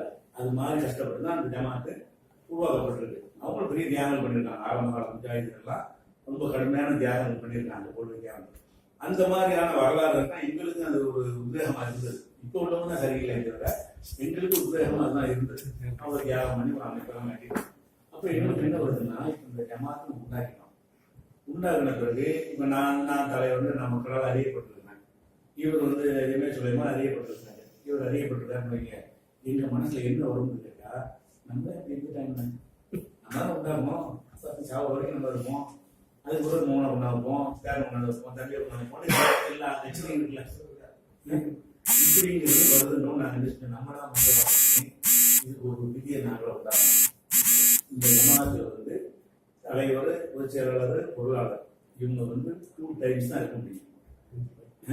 5 பேர் துணைத் தலைவர், துணை பொதுச் செயலாளர் 5 பேர். தலைவர், பொதுச் செயலாளர், பொருளாளர், கேஷியர், துணைத் தலைவர், வைஸ் பிரசிடண்ட், துணை பொதுச் செயலாளர், இந்த 5 போஸ்டுக்கு உள்ளவங்க நான் தலைவராக இருக்கணும் 2 கிட்ட தான் இருக்க முடியும். இப்ப வெளியே போயிடணும் பண்றாங்க, வேற ஆளுக்கு மக்கள் தேர்ந்தெடுப்பாங்க. அப்ப அவங்க வரும்போது என்ன ஆகும் கேட்டா, நான் ஏதாவது கலத்தனம் பண்ணி தான் கண்டுபிடிச்சிருவாங்க. என் கையில எல்லா புக்குகளும் எல்லா நிர்வாகமும் இருந்தா நான் திருட்டுக்கணும் முன்னாலே கண்டுபிடிக்க இருக்கிறேன். நானே காவலனா இருக்கிறேன், நானே கண்டுபிடிப்பேன். அப்ப நாங்க என்ன செய்வோம், வெளியே போயிடுவோம். வேற ஒருத்தவங்க நிர்வாகம் பண்ணுவாங்க. நாங்க என்னத்தையாவது மோசடியோ ஃப்ராடோ பண்ணியிருந்தோம் வைங்க, அதெல்லாம் அவங்க எடுத்து என்ன செய்வாங்க, ஆய்வு செய்வாங்க. ஆய்வு செய்யணும் அப்படிங்கிறத இப்ப நான் தலைவராக இல்லை, தலைவராக கூப்பிட்டதான் பேசிட்டு இருக்கிறேன். அப்ப தலைவராக வேற ஒருத்தங்களை வச்சு நம்ம செய்யறது தலைவராக இருப்பேன். நான் தலைவர் கிடையாது, இருந்தாலும் அது சொல்றதுக்காக நினைச்சிருக்கிறேன். அவங்க என்ன செஞ்சாங்கன்னு சொன்னா, நீங்க தான் சொன்னாங்க ஒரு என்னன்னு சொல்லி சொன்னா, எம்எல்ஏ சொல்லியிருந்தாலும் அல்லது அல்தாபியோ யாருக்கு இருந்தாலும் அவங்க என்ன சொன்னாங்கன்னு சொன்னா, எங்களுக்கு ஜெயலலிதா பார்க்கணும். உங்களை பார்க்கணும். எதுக்கு பார்க்கணும்னு சொல்லி சொன்னாங்கன்னு சொன்னா, சில விவரங்களை கேட்கணும். அப்படின்னு ஆட்சி இல்ல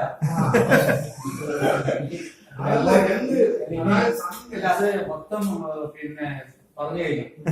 ഞങ്ങളുടെ സംശയങ്ങളൊക്കെ ആ സംസാരത്തിൽ വന്നു. സംശയങ്ങൾ ഇല്ലതൊക്കെ അതൊക്കെ ചോദിച്ചോ. എഴുതി വെച്ചുകൊണ്ടാണ് അതൊക്കെ ചോദിച്ചത്.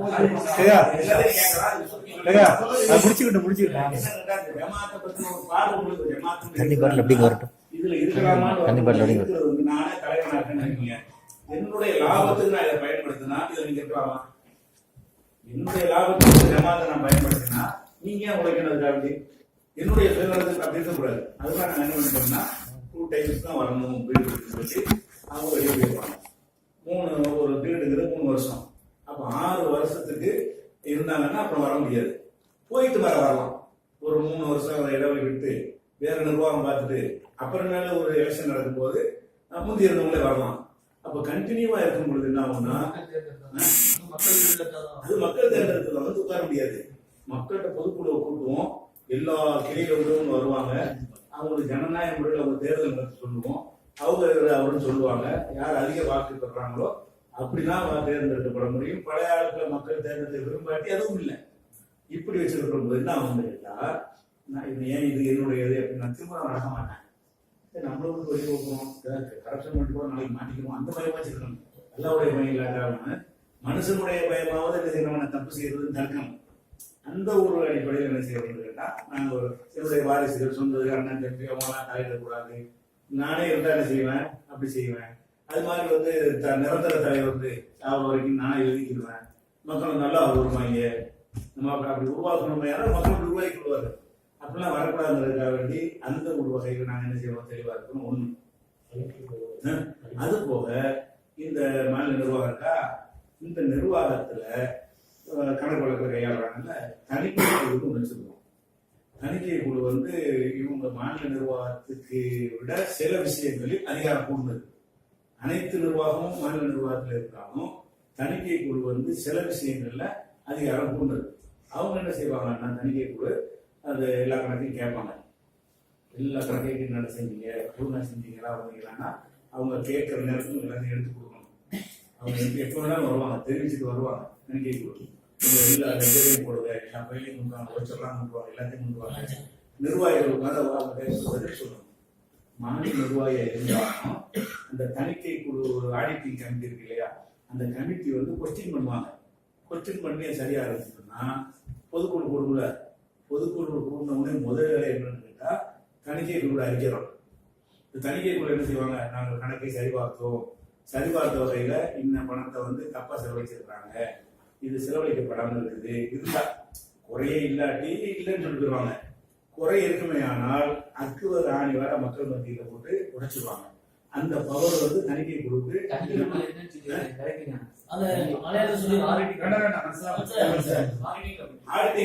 ஆடிட் பண்றது. அவங்களும் ஜமாத்துல உள்ள ஆளு தான். ஜமாத்துல சீனியரும் ஆதி காலத்துல உடைச்சிருப்பாங்க இல்லையா, அப்படிப்பட்டவங்களை கொண்டு ஒரு 5 பேர் 4 பேர் கொண்டு கூட போடணும். அவங்க வந்து நிர்வாகம் தலையிட முடியாது. கணக்கு கேட்கறது உங்களுக்கு உரிமை இருக்கு. எந்த கணக்கா இருந்தாலும் இதை கட்டியிருக்காங்கன்னு இதனுடைய முழு கணக்கை வேணும்னு கேட்டாங்கன்னா இவங்க அவ்வளவு ஒப்படைக்கணும். இந்த இடம் எவ்வளவு பாக்குறீங்க, இதுக்கு யார்கிட்ட கொட்டேஷன் வாங்கிங்க, கொட்டேஷன் வாங்கி இது கொடுத்தீங்களா, வேண்டிய ஆள் கொடுத்தீங்களா எல்லாம் கேட்பாங்க. உங்களுக்கு தெரிஞ்ச ஆளுகளுக்கு இந்த வாரி கொடுத்தீங்களான்னு துருவி துருவி கேட்டு அதை எடுத்து கரெக்டா இருந்தா செய்வாங்க. சிலது என்ன செய்வாங்க, குறை இருந்துச்சுன்னா நான் பொதுக்குழு சொல்லிடுவோம், இன்னொன்று குறை இருக்குன்னு சொல்லுவோம், நீங்க திருத்திக்கணும், ஆலோசனைகளை சொல்லுவோம்னு சொல்லுவாங்க. அப்ப இப்படியான ஒரு தணிக்கை கமிட்டிங்கிறது ஃபார்மாலிட்டியா இல்லாம உயிரோட்டமாக சில இடத்துல எல்லாம் தணிக்கை கமிட்டி திமுக போட்டிருப்பாங்க. அவங்க கருணாநிதி பேர் எழுத முடியுமா, அது டிஎன்கே இருக்குல்ல கருணாநிதி இருக்காரு, அவரும் தணிக்கை கொடுத்து போட்டிருக்காங்க மொபைலோட. அது கிட்ட கூட பார்க்க விட முடியாதவ, அது சும்மா தணிக்கை நான் தணிக்கை கொடுத்து ஊருக்கு சொல்லிக்கலாமே தவிர இது திறந்த புத்தகமா கொடுத்து ஆகணும். பவர் கூட இவங்களுக்கு. அடுத்து என்ன செய்யணும்னா, எல்லாத்தையும் தீர்மானிக்கக்கூடியது வந்து பொதுக்குழு தான். நிர்வாகம் இருக்காங்க, இவங்க எல்லாரையும் தேர்ந்தெடுக்க எல்லாரும் பொதுக்குழு 5000 பேர். அது யார் வருவாங்கன்னா, டிஸ்ட்ரிக்ட் நிர்வாகி வருவாங்க, பிரான்ச் இருக்குல்ல அந்த நிர்வாகி வருவாங்க, ஒரு மாவட்டத்தில் நிர்வாகி வந்துருவாங்க, கிளை ஒரு ஊருக்கு நிர்வாகி 5 பேர் 7 பேர் இருப்பாங்கல்ல, இவங்க எல்லாம் அவங்க தான் ஜமாத்தை கட்டி காக்குறவங்க. இவங்க எல்லாம் சேர்ந்து கூடுறதுதான் அந்த ஜெனரல் பாடிங்கிறது. அந்த பொதுக்குழு தான் ஒரு நிர்வாகத்தை தேர்ந்தெடுக்கிறதுக்கெல்லாம் முடிவெடுக்க முடியும். அந்த ஒரு அதிகாரத்தை நாங்கள் மேலாண்மை குழு ஒன்று கொடுத்துருக்கோம். இவங்க கூட முடியாது. இந்த இதுக்கு மேல இருந்திருக்கோம்னா மேலாண்மை குழு அமைச்சிருக்கோம். இந்த மேலாண்மை குழு என்ன செய்வாங்கன்னா, அதுல 2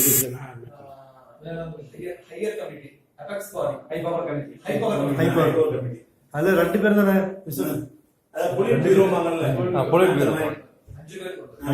5 பேர் கொண்ட ஒரு கமிட்டி இருக்கு. சீனியரான ஆள் இருப்பாங்க.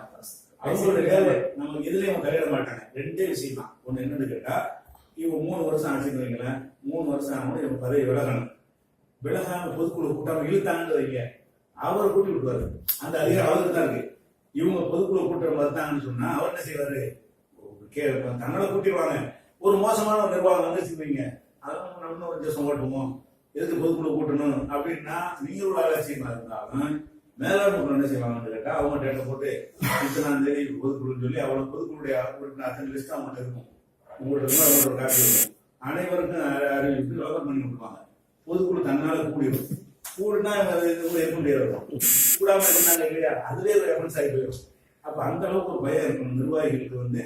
மக்கள் நம்மளை தேர்ந்தெடுப்பாங்க, மக்களை கூட்டுறதுக்கான அதிகாரம் வேற இடத்துல இருக்குது அப்படின்னா கொஞ்சம் ஒழுங்கா நடப்பதற்கு உண்டான சிஸ்டம் இதெல்லாம்.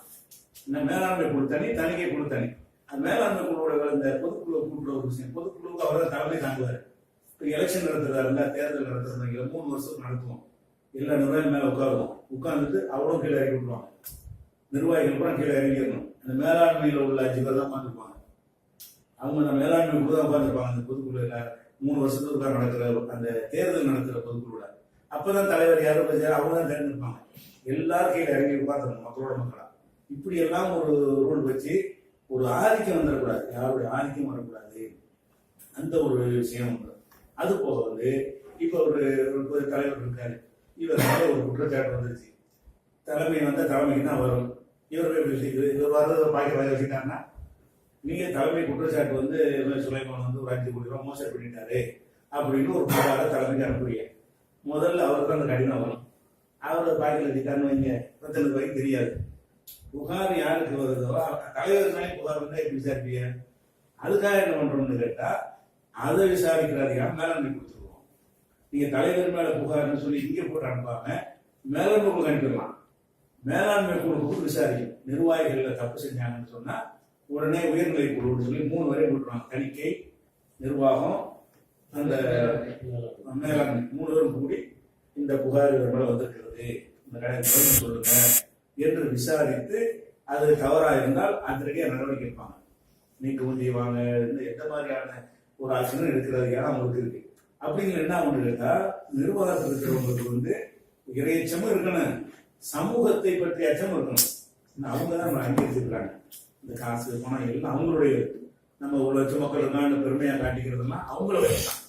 அவங்க இல்லாட்டி அந்த ஜமாத்துக்கு ஒரு மரியாதை கிடையாது. அப்ப அவங்க தான் அடித்தளம்ங்கிறதுனால அதுக்கு என்ன இருக்கணும்னு கேட்டா அந்த மேலாண்மை குழு அதை கூட்டி அவங்களுக்கு பதில் சொல்ல கடமைப்படும். ஒவ்வொரு நிர்வாகி பயந்துட்டு இருப்பாங்க. பொதுக்குழு பதில் சொல்லுங்க, பொதுக்குழுல தணிக்கை குழு ஏதாவது சொல்லிட்டா என்ன பண்றது, இவங்க ஏதாவது அப்படிங்கிற பயம் இருக்கும்போது ஒழுங்கா நடக்குமா இல்லையா? அது ஒழுங்கா நடக்கிற ஒரு காரணம். ஒழுங்காக யார் வந்தாலும் ஒழுங்கா நடக்கிற காரணம் கேட்டா அந்த மாதிரிலாம் நம்ம பல யோசனைகள் பண்ணி ஒவ்வொரு இயக்கத்திலையும். இப்போ உதாரணமா ஜாக்கிரதை இருந்தோம், ஒரு பிரச்சனை வெளியே வரும்போது பஞ்சாயத்து இருந்துச்சு, ஜாக்கி இருக்கும். அப்போ வரும்போது ஒரு அந்த காலத்துல ஒரு 10 லட்ச ரூபா, இன்னைக்கு வந்து 5-6 கோடி ரூபாய் பெருமதி உள்ளது. அன்றைக்கு உள்ளது 10 லட்ச ரூபா பேசி. அந்த 10 லட்ச ரூபாவுடைய கணக்கு என்னன்னு கேட்கும்போது கணக்குலாம் எல்லாரும் தன்னுடைய கொண்டாட்டி நான் கொடுத்துருக்கேங்கிறார். சமாளித்து கொண்டாட்டி கொடுத்துருக்கேங்கிற கணக்கு. ஏன் கொண்டாட்டி கொடுக்குறது காசு உங்க காசு அமௌண்ட் காசு நான் கேட்டேன். அப்பதான் வெளியில செஞ்சு வந்தோம். கொண்டாட்ட கொடுக்குறாங்க கணக்கு வந்து எங்களுக்குள்ளது, மக்களுடையது, மக்களுடைய பணத்து கணக்கு கேட்டோம்னா எல்லா கணக்கும் என் மனைவிட்டு இருக்கு, கொடுத்தா வச்சுக்கிறேன், நான் மூத்த பணம் அவங்க கரெக்டாக தருவாங்க, நீங்க உசுரோட உள்ளவங்களுக்கு கொடு அப்படின்னு கேட்டேன். அப்ப எதுக்குன்னு கேட்டா அந்த மாதிரிலாம் கணக்கு காட்டுறதுக்கு பயப்படுறாங்க. கள்ளத்தனம் பண்றதுனால எல்லா பணத்தை சம்பாதிக்கணும். வாசங்க இருக்கிற யாருமே நாங்க வந்து வீடு வாசல் சம்பாதிக்கணும் யாருமே சொல்ல முடியாது. இங்க இருக்க எந்த ஒரு நிர்வாகியா இருந்தாலும் என்ன நான் உள்பட சென்னையில் எங்களுக்கு எந்த விதமான சொந்த வீடு கிடையாது. வாடகை வீட்டில் நாங்கள் எல்லாருமே ஒரு இந்த இதே பூர்வீகமாக கொண்ட சில பேர் இருப்பாங்க. அப்படியே 1-2 பேர் இருப்பாங்க சென்னையை சேர்ந்தவங்க. அவங்க நிர்வாகத்துக்கு வரும்போது வீடோட வந்திருப்பாங்க.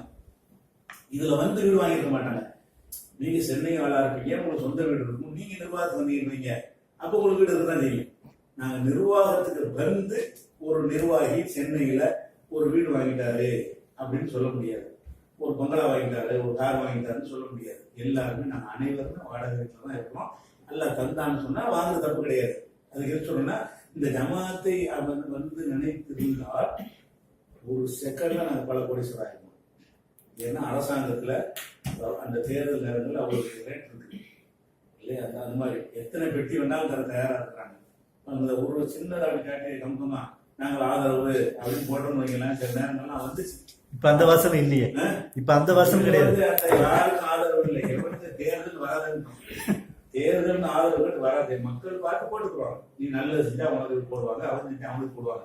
நாங்க வந்து அந்த கான்செப்ட் வரமாட்டோம்னு வந்ததுனால அதுலயும் பாதுகாத்து வச்சுக்கோம். முதல்ல கருத்து சொல்லிட்டாச்சு இருந்தோம், இவருக்கு போடுங்க அவருக்கு போடுங்க. இப்ப அதுவும் வேணாம், அந்த முசீபத்து வேணாம், எந்த பேருக்கு நம்ம உங்களுக்கு கருத்து சொல்லுன்னு சொல்லி அதை விட்டுட்டோம். அங்கும் கேட்கக்கூடாது, அங்கும் கேட்கக்கூடாது. வேலை தெரிஞ்சவங்க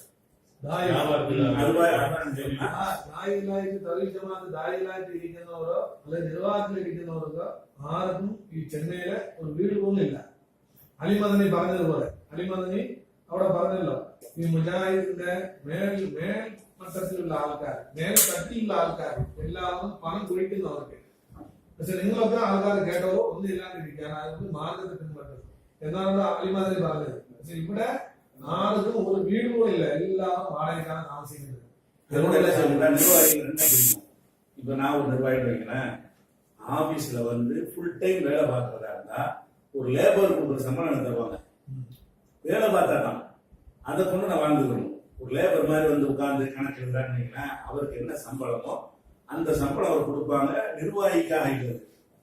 ஃபுல் டைம் இருக்கிறார்ல, அதுக்காக 10 மணிக்கு கரெக்டா வரணும், சாயந்தரம் 6 மணிக்கு வேலை பார்க்கணும். அந்த மாதிரி எல்லா ஸ்டாஃப்களுக்கும் உள்ள ரூல் அவருக்கும் வந்துடும். அவங்களுக்கு அந்த ஊதியம் கொடுக்கும். ஃபுல் டைம் இல்லாம வரப்போ இருக்கிறாங்களா, அந்த டீசல் காசு வாங்கி போயிட்டு இருக்க வேண்டியது, பெட்ரோல் காசு. டெய்லி வர்றாங்களா, 100 ரூபாய் கொடுத்து போயிட்டே நீங்க வர்றதுக்கு டெய்லி 600 வருவாங்க, 400 வருவாங்க. அவங்களுக்கு எந்த சேலரி கிடையாது. தொழில் பண்ணுவாங்க. பிரியாணி கடை வச்சிருப்பாரு ஒருத்தர் பெட்டி கடை வச்சிருப்பாரு. அவர் நேரம் ஒதுக்கி வர்றாருன்னு சொன்னா அவருக்கு கொடுக்குற என்னன்னா பெட்ரோல் அலவன்ஸ் மட்டும் தான் கொடுக்கும். இதை கொண்டு அவங்க வாழ்ந்துட்டு இருக்காங்க. அதை பத்தி எந்த ஒரு கூட்டங்களுக்குலாம் காசு வாங்கக்கூடாது. எந்த ஒரு மீட்டிங் போனாலும் மக்களுக்கு தான் வாங்கக்கூடாது. வெளிநாட்டுக்கு போறோம்ல, வெளிநாட்டுக்கு போனா ஒரு அன்பளிப்பையும் யாரும் வாங்கக்கூடாது. நாங்க நடவடிக்கை தூக்கிடுவோம். வெளிநாட்டு நான் துபாய்க்கு வரேன்னு வைங்களேன், எனக்குன்னு ஒரு போன் வாங்கி தந்தா கூட வாங்கக்கூடாது. நான் பாட்டு வந்துட்டு இருக்கேன். அந்த மாதிரி எவ்வளவு அற்பமான பொருளாக இருந்தாலும் ஒரு தைலம், ஒரு பேனா, அந்த மாதிரி விட்டா வாங்கிட்டு வந்துடலாம். ஒரு பேனா அவளை வச்சுட்டு வந்துடலாமே தவிர ஒரு பெருமதியான ஒரு பொருள் எதையுமே வெளிநாடுகளில் நிர்வாகிகளோ தாயிகளோ மாநிலத்தின் சார்பாக ரமணாலாம் அனுப்புவோம்ல, அதெல்லாம் வாங்கக்கூடாது. அப்படின்னா ஒரு கண்டிஷன் போட்டுருக்கோம். அது மாதிரி இப்போ நம்ம ரியல் எஸ்டேட் தொழில் பண்றாங்கல்ல, இதுல பெரும்பாலும் மோசடிகள் நடக்குது. என்ன எங்கேயோ உள்ள திட்டத்தில் மாதிரி ஏமாற்றி அதை விற்கிறாங்க. இந்த தொழில் பண்ணக்கூடாது. நிர்வாகிகள் ஹஜ்ஜி வியாபாரம் பண்ணக்கூடாது. ஹஜ்ஜி சர்வீஸ்ன்றது பண்ணாங்கன்னா மக்களை பாதிக்கிற சேவை அடிப்படையில் குறைய வந்துச்சுன்னா நமக்கு பிரச்சனை ஆகிடும். அதில் பார்ட்னர் இருக்கக்கூடாது. இது நிறைய அது மாதிரியான ஒரு கண்டிஷன். அதே மாதிரி நிர்வாகியா இருக்கிறவர் இந்த பாலியல் மேட்டர்ல மாட்டிட்டாருன்னு வைங்க, ஒரு பெண்கள் மேட்டர்ல மாட்டி ஒரு அதுக்கு முகாந்திரம் இருக்கு அப்படின்னு வந்துச்சுன்னா அவர் வந்து 5 வருஷத்துக்கு எல்லாத்தையும் வைக்கணும். பேச ஏற்க மாட்டோம், நிர்வாகத்துக்கு வர மாட்டாரு. 5 வருஷத்துக்கு அப்புறம் பரிசீலனை பண்ணி முடியுமா முடியாதான்னு பார்த்து எத்தனை எடுக்கணும். இப்படியான அந்த ஒரு பயம் எல்லாமே ஒரு ஒழுங்கா இருக்கிறதுக்கான ஒரு சிஸ்டம் போட்டு இதை செஞ்சுட்டு இருக்கோம். என்ன எல்லாமே நம்ம நல்லா இருக்கும், நல்லா இருக்குன்னு. அதுக்கு ஒரு குரான், இஸ்லாம் இல்லாதவங்களுக்கு குரான், இலவச குரான் வந்து யாரும் போஸ்ட் கார்டு கூட அனுப்பிடுவோம். ஒரு கார்டு வந்து ஒரு போஸ்ட் கார்டு போட்டு எனக்கு குரான் வேணும், அது இஸ்லாத்தை பற்றி அறிந்து கொள்ள வேணும் அப்படின்னா அது என்னென்ன அவருக்கு தேவையான நூல்களோ சீடியோ எல்லாத்தையுமே வெளியே அனுப்பி எங்கள் கிளைக்கு அனுப்பி அவர் வீட்டில் போய் கொடுத்து தாவா செஞ்சு கொடுத்து வந்துடுவார். சும்மா அனுப்ப மாட்டோம். நேரடியாக வந்து எர்ணாகுளத்தில் இருக்கும். எர்ணாகுளத்தை நீங்கள் போய் செய்வீங்க, வீட்டில் போய் கொடுப்பீங்க, பேசி கொடுத்துட்டு தாவா தொடர்பு வச்சுட்டு இருக்கோம். அந்த மாதிரியான இஸ்லாத்துக்கு வரக்கூடிய மக்கள் நிறைய பேர் இருக்காங்க. ஆண்களுக்கு தனியாக தாவா செஞ்சு வச்சிருக்கோம். பெண்கள் இஸ்லாத்துக்கு வர்றாங்கல்ல, 3 மாச காலத்துக்கு எல்லாமே ஃப்ரீ. கத்தனாவோட இருந்து பேர் மாற்றத்துல இருந்து அவங்களுக்கு தேவை புக்ஸ் எல்லாம் ஃப்ரீயாக கொடுத்து ஆண்களுக்கு நடத்துறோம். பெண்களுக்கு அந்த மாதிரி 3 மாச கோர்ஸ் நடத்துறோம். சிறுவர்கள் நடத்துறோம், முதியோர்கள் நடத்துறோம். எல்லாமே சேவை தான். எதுலையுமே இது பண்றாங்க. மக்கள் வந்து அள்ளி தர்றாங்க. எங்களுக்கு இப்போ ஒரு 10 வருஷத்துக்கு யார் 10 காசு தராட்டா கூட எங்களுக்கு நடத்த முடியும். ஏன்னா நிதி ஆதார மக்கள் வந்து அவ்வளவு நம்பிக்கையாக மாற்று இந்த கொள்கைகள் தரணும். ஒரு ஆள் வந்து அவர் தொகுதி கிடையாது, ஒன்றும் கிடையாது. 17 ஏக்கரை பார்த்து வரும்போது 18 ஏக்கர் நிலம் இந்த அந்த ஜமாத்து வச்சுக்கிறாங்க. 18 ஏக்கர் நிலத்தை உணர்மத்தால் ஐக்கிய இருக்கணுமா மட்டும் தான் இருக்கு. திருச்சியில மையமான ஒரு பகுதியில 30,000 பாலக்கரையில 25,000 சதுர அடிய நீங்க தாவா பண்ணி பயன்படுத்திக்கிறீங்க. கட்டமா அதுக்கெல்லாம் மாசம் கட்டிட்டு இருக்கோம். வேலை நடந்துட்டு இருக்கு. இவங்கெல்லாம் தௌஹீத் கிடையாது. எல்லாம் என்ன செய்யறாங்கன்னா தௌஹீத் ஜமாத்து நம்பிக்கையான ஜமாத்துன்ற பேரை வாங்கியிருக்கோம்.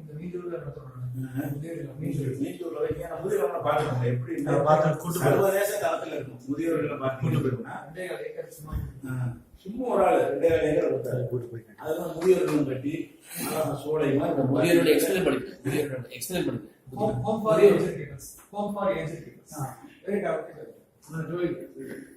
കഴിഞ്ഞിട്ട് IS, Sunni terrorism, and പിന്നെ യൂസുഫ് കർദാവി, ഡോക്ടർ ഷാക്കിർ നായിക്ക്, അവരെ സംബന്ധിച്ചൊക്കെയുള്ള அதாவது ஃபர்ஸ்ட் விஷயம் என்னன்னா, நம்ம தௌஹீத் ஜமாஅத் நிலைப்பாடு, மார்க்க நிலைப்பாடு என்னன்னு கேட்டா, இந்த ஆயுதம் தாங்கி போராடுதல் இருக்கு இல்லையா, இது வந்து அரசாங்கத்துக்கு தான் கடமை.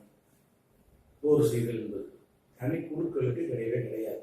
சபுர் தான் செய்யணும். தாவா செய்யக்கூடிய ஒரு வேலையை தான் நம்ம செய்யணும். ரசூல் ஸல்லல்லாஹு அலைஹி வஸல்லம் மக்காவுல இருந்த காலம் வரைக்கும் பட்டாங்க கஷ்டம். அந்த கஷ்டத்தை நம்ம படலை இந்தியாவில். அந்த கஷ்டம் படும்போது ஆயுதம் தூக்க சொல்லலை. போய் அபுஜெயில வெட்டிட்டு வான்னு சொன்னா வெட்டி வந்திருப்பாங்க. ரசூல்லா சொல்லியிருந்தாங்கன்னு சொன்னா 2 பேர் வெட்டிட்டு வாடா அப்படின்னு அணுகுவாங்கன்னா அடங்கியிருக்கும். ரசூல்லா அந்த மாதிரி செய்யலை.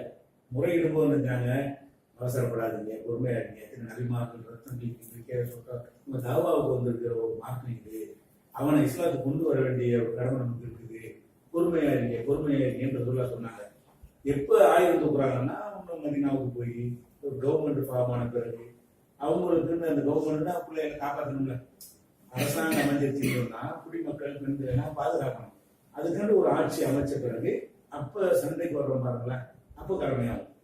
அரசாங்கமா இருந்துதான் யுத்தம் செய்யணுமே, ஜிஹாது செய்யணுமே தவிர அரசாங்கம் அல்லாதவர்கள் ஜிஹாது செய்யறது வன்முறை. அது கூடவே கூடாது. அவர்கள் வந்து மேலும் இழப்பை ஏற்படுவார்கள். ஏன் ரசூலுல்லாஹி அலைஹி வஸல்லம் தடுத்தாங்கன்னு கேட்டீங்கன்னா, நம்ம ஒரு போய் 2 பேர் வெட்டிட்டு வந்துருவீங்க, வெட்டுனா ஓடி போயிருவான். அவன் திருப்பி வந்துக்கிட்டு என்னுடைய அப்பாய் மகன் 100 பேர் கொடுவான், வெட்டுனா வச்சிருவான். நீங்க வந்து 2 RSS காரனை நீங்க வெட்டுறீங்க, வெட்டி நீங்க இருக்கலா ஓடி போயிருவீங்க. நீங்க தான் வெட்டீங்கன்னு யாரும் தெரியாது. அவன் என்ன செய்வான், கூட்டத்தை திரட்டிட்டு வந்து உங்களை தேடி வரமாட்டான். அவனுக்கு ஏதாவது அடையாளம் தான். அவன் முஸ்லீம் கடை எங்க இருக்கு, வீடு எங்க இருக்கு அடிச்சு 2க்கு 100, 2க்கு 200 காலி பண்ணிடுவான். அப்படியான ஒரு இழப்பு அதிகம் வந்திருக்கிறதுனால தான் அல்லாஹ் வந்து என்ன செய்யறது கேட்டா, நமக்கு அது கடமையாக. அது கூட என்ன செய்யலாம், மக்காவுல மக்கள் குடும்பப்படுத்துறாங்கல்ல, ஹிஜ்ரத் செஞ்சு மதீனாவுக்கு வந்துட்டாங்க. வந்த பிறகு கொஞ்சம் முஸ்லீம்கள் மக்காவுல இருக்கிறாங்க, அவங்கள ரொம்ப குடும்பப்படுத்திட்டு இருக்கிறாங்க. அப்போ வந்து அல்லாஹ் ஒரு வசனம் கேட்கலாம், என்ன இருக்கிறாங்கன்னா, உமாலக்கும் லாத்து காத்து கூட வீட்டிலா, ஏன் நீங்க வந்து அல்லாஹ்வுடைய பாதையில் ஒன்றும் போர் செய்யாம இருக்கிறீங்க? அங்க மக்காவுல வந்து பெண்கள் சிறுவர்கள்லாம் தொல்லைக்கு உள்ளாக்கப்படுறாங்க. அதை பார்த்துட்டு என் சும்மா இருக்கிறீங்க, இங்க கட்டளை போடுறான். கட்டளை யாருக்கு? மதீனாவில் உள்ள கவர்மெண்ட், மதீனாவுல ஆட்சியில் இருக்கிற ரசூலுல்லாஹ் உத்தரவு போடுறான், படையெடுத்து போய் உங்களை காப்பாற்றுங்க. அங்க அடிவாங்கிட்டு இருக்கிறாங்க, அவங்களுக்கு அது உத்தரவு பண்ணல, நீ அடிவாங்கல திருப்பி அடி சொல்லல. ஏன்னா இங்கே இருந்து போய் காப்பாற்றினா தான் அது சட்டத்தின்படி வரும். அந்த பலவீனமான மக்களுக்கு சொல்லப்பட்ட கட்டளை எல்லாம் பொறுமை, சபராயிருங்க. அவன் அடிக்கிறது தாவா, என்னை அடிச்சான்னு சொன்னா 4 பேர் இஸ்லாத்துக்கு வருவான். ஏன் அடிக்கிறான்னு இஸ்லாத்தை கவனிப்பான். சிலத்தை தாங்கி தான் ஆகணும் இஸ்லாமிய கொள்கையில. அப்ப அந்த ISஆ இருந்தாலும் சரி, ஜிஹாதா இருந்தாலும் சரி, எல்லா விதமான இஸ்லாமிய ஆட்சியை உண்டாக்குறோம்னு சொல்லிட்டு ஏமாத்துறாங்கல்ல. இஸ்லாமிய ஆட்சிங்கிற பேர்ல ஆயுதங்களை தூக்கி ஜமாத் இஸ்லாமி இஸ்வான்கள், இது எந்த ஒரு விஷயமுமே இஸ்லாத்திற்கு பின்னடைவை தான் ஏற்படுத்தியிருக்கிறது. இஸ்லாத்துக்கு அனுமதிக்கப்பட்டது கிடையாது. தௌஹீத் ஜமாத் அதற்கு கடுமையாக எதிர்த்து நாங்கள் படித்தோம். சிலர் நடிப்பாங்க வெளியில, அது நான் நடிக்கிறேன் உள்ளுக்குள்ள நினைச்சுட்டு வெளியில சமாதானமாக. நாங்கள் மனப்பூர்வம் அதை வெறுக்கிறோம். அதுக்கு இடமே கொடுக்கக்கூடாது. அப்படியாக இளைஞர்கள் உருவாக்கக்கூடாது. இன்னும் சொல்ல போனா அவனை இஸ்லாத்துக்கு கொண்டு வருவதற்கு கடையை அடிக்கிறது. நீ அவனையே நம்ம பாக்குறீங்க, அபுஜெயிலோட கெட்டவன் அவனுக்கும் போய் இஸ்லாத்தை சொல்ல வேண்டிய சொன்ன அன்பா பழகி, அவனுக்கு பிறநாளைக்கு ஏதாவது பிரியாணி கூட கொடுங்க, அன்பா பேசுங்க, கூப்பிடுங்க, இஸ்லாம் பிள்ளையாட்டு பார்க்கணும்னு சொல்லுங்க. இப்படி ஒரு தாவா பண்ணினால இஸ்லாம் வளர்ந்துருக்குது. அந்த தாவா அடிபட்டு நீங்க எப்ப இஸ்லாமிய ஆட்சி ஆயுதம் தூக்குறீங்களோ உங்களுக்கு எதிராக அவன் தள்ளிடுவான். நீங்க ஒன்று செஞ்சா போதும் எதிரிகள் ஒன்றா சேர்த்துவாங்க. அவங்களை ஒன்று செய்வதற்கு நம்முடைய நாள் கிறுக்கு பயிர்வு செய்யறத காரணமா இருக்குன்றதுனால அந்த IS அது எதையுமே நாம் என்ன செய்ய மாட்டோம், உடன்பட மாட்டோம். அதில் எதிர்க்கிற விஷயம் தான் அது. அடுத்து என்னன்னு கேட்டா, தனித்தனி நபர்கள் ஜாகிர் நாயக் என்பவர் வந்து ஒரு நல்ல ஒரு ஸ்காலர், இல்லை பேசக்கூடிய ஒருத்தர். அவருடைய மெயினான மேட்டர் எங்களுக்கு எந்த விஷயம் என்னன்னா, அவர் இரட்டை நிலையை மேற்கொள்வார். ஒன்று வந்து முஸ்லிம்கள் மத்தியில் பேசும்பொழுது மதுஹபை ஆதரிச்சு பேசுவார். மதுஹப் அதெல்லாம் தேவை, அது இல்லாமல் இருக்கு, அப்படிப்பட்ட வீடியோக்கெல்லாம் நிறைய இருக்குது. நான் முஸ்லிம் பேசும்போது இஸ்லாத்துக்கு பிரிவு கிடையாது, இதெல்லாம் நாங்களா உண்டாக்கிட்டது, குர்ஆன் ஹதீஸ் தான் மார்க்கம், அவங்களுக்கு திருப்திப்படுத்துறதுக்கு அந்த உரையில 2 உரை நீங்க அவருக்கு கேட்கலாம். மதுஹப் இல்லைன்னு பேசியிருப்பாரு, மதுஹப் இருக்குன்னு பேசியிருப்பாரு. இல்லைன்னு பேசுற சபை எதுன்னு பாத்தீங்கன்னா காஃபிர்கள் சபையா இருக்கும். இருக்குன்னு பேசின சபை எதுவா இருக்குன்னா மதத்துக்கான சபையா இருக்கு. ஒருவனுக்கு ஒரு கொள்கை இருக்கணும். எந்த ஒரு மனிதனா இருந்தாலும் அவனுக்கு இதுதான்டா இந்தியா தான் சொல்லணும், இல்லைன்னா இல்லைன்னு சொல்லணும். அந்த ஒரு இரட்டை நிலைப்பாடு அவருக்கு இருக்கிறத நாங்க பார்க்கணும். அதே மாதிரி வந்து அந்த பில்லி சூனியம் இந்த மாதிரி மேட்டர்லாம் அவர் ரொம்ப அதீத நம்பிக்கை உள்ளவராக இருக்கிறார். அதை நாங்க பார்க்கறோம். அதே மாதிரி வந்து இப்ப பீஸ் கண்காட்சி சென்னையில் வச்சிருந்தாங்க 2-3 வருஷத்துக்கு முன்னாடி. அந்த கண்காட்சியில் என்ன செஞ்சாங்கன்னா அதுல ஒரு அரங்கம், அதாவது பில்லி சூனியத்துல பாதிக்கப்பட்டவங்களுக்கு மாந்திரியத்தின் மூலமாக வைத்தியம் செய்யப்படும் போர்டு போட்டு அதுல ஒரு அஜத்துக்காக ஊதி கொடுக்குறாரு. அதாவது பீஸ்ல ஞாயிற்று நடத்தின பீஸ் கண்காட்சியில. அப்ப இவங்களுடைய நம்பிக்கை வந்து அடிப்படையாக்கி அவளை பில்லி சூனியம் இந்த அஜத்துமார்கள் செய்யறாங்க இல்லையா, அது எல்லாத்தையும் நியாயப்படுத்தக்கூடிய தன்மையை இங்க நாங்க பார்த்தோம், கண்ணால பார்த்தோம். இது ஒண்ணு. அது போக என்னன்னு கேட்டா எந்த ஒரு தீமைகள் இதெல்லாம் கண்டிக்க மாட்டாரு. அவங்களுடைய பீஸ் கண்காட்சியில் என்ன செய்யறாங்கன்னு கேட்டா உள்ளுக்குள்ள அந்த காரு கடன் கொடுப்பாங்கல்ல, கார் ஃபைனான்ஸுக்கு கார் கொடுப்பாங்கல்ல, அந்த கம்பெனிகளுக்கெல்லாம் இடம் கொடுத்து காரை நிப்பாட்டி வச்சு நீங்க ஃபைனான்ஸ்ல கார் வாங்கி போடலாம். அங்க உள்ளுக வட்டிக்கு வாங்கி சொல்லி அவன்கிட்ட காசு வாங்கி கொண்டு பீஸ் கண்காட்சியில் இடம் கொடுத்தாங்க. அப்ப நீ என்ன நீ மார்க்கம் சொல்ற, நீ வீட்டு மார்க்கம் சொல்ற, அது ஒரு விஷயம். அது போக முழுக்க ஒரு மணி பணம்ங்கிறது அவருடைய இலக்கு. ஒரு இஸ்லாமிய தாவாக்கு ஒரு அளவு இவர் சொற்குலகத்தில் இறங்கி வருவார். பாத்தீங்கன்னு சொன்னா அந்த ரூபாயை கொண்டு எத்தனையோ ஒரு குளத்தை வெட்டெடுக்கலாம், தூர் எடுக்கலாம், நதிகளை கூட இணைச்சு கொள்ளலாம். அவ்வளவு ரூபாயில செலவு பண்ணி அப்படியே ஆகாயத்துல இறங்கி வந்து கொடுக்குறது, அப்படி பாக்குறது. இந்த மாதிரியான ஒரு மனிதனை தூக்கி வைக்கிற கலாச்சாரத்தை ஒழிச்ச ஒரு மாற்றம். நாங்கெல்லாம் தலைமை மேடையில தௌஹீத் ஜமாத்துலன்னா பேர் அட்டண்டன்ஸ் கூட வாசிக்க மாட்டோம். தலைவர் அவர்களே, பொருளாளர் அவர்களே, அதெல்லாம் நேர பேச்சுக்கு வந்துடணும். யாரும் யாரை பற்றியும் குறிப்பிட்டு புகழ்ந்து பேசக்கூடாது. நம்ம கண்ட்ரோல் வச்சிருக்கிறோம். எல்லாரும் மாதிரி போய் மேடையில் ஏறணும்.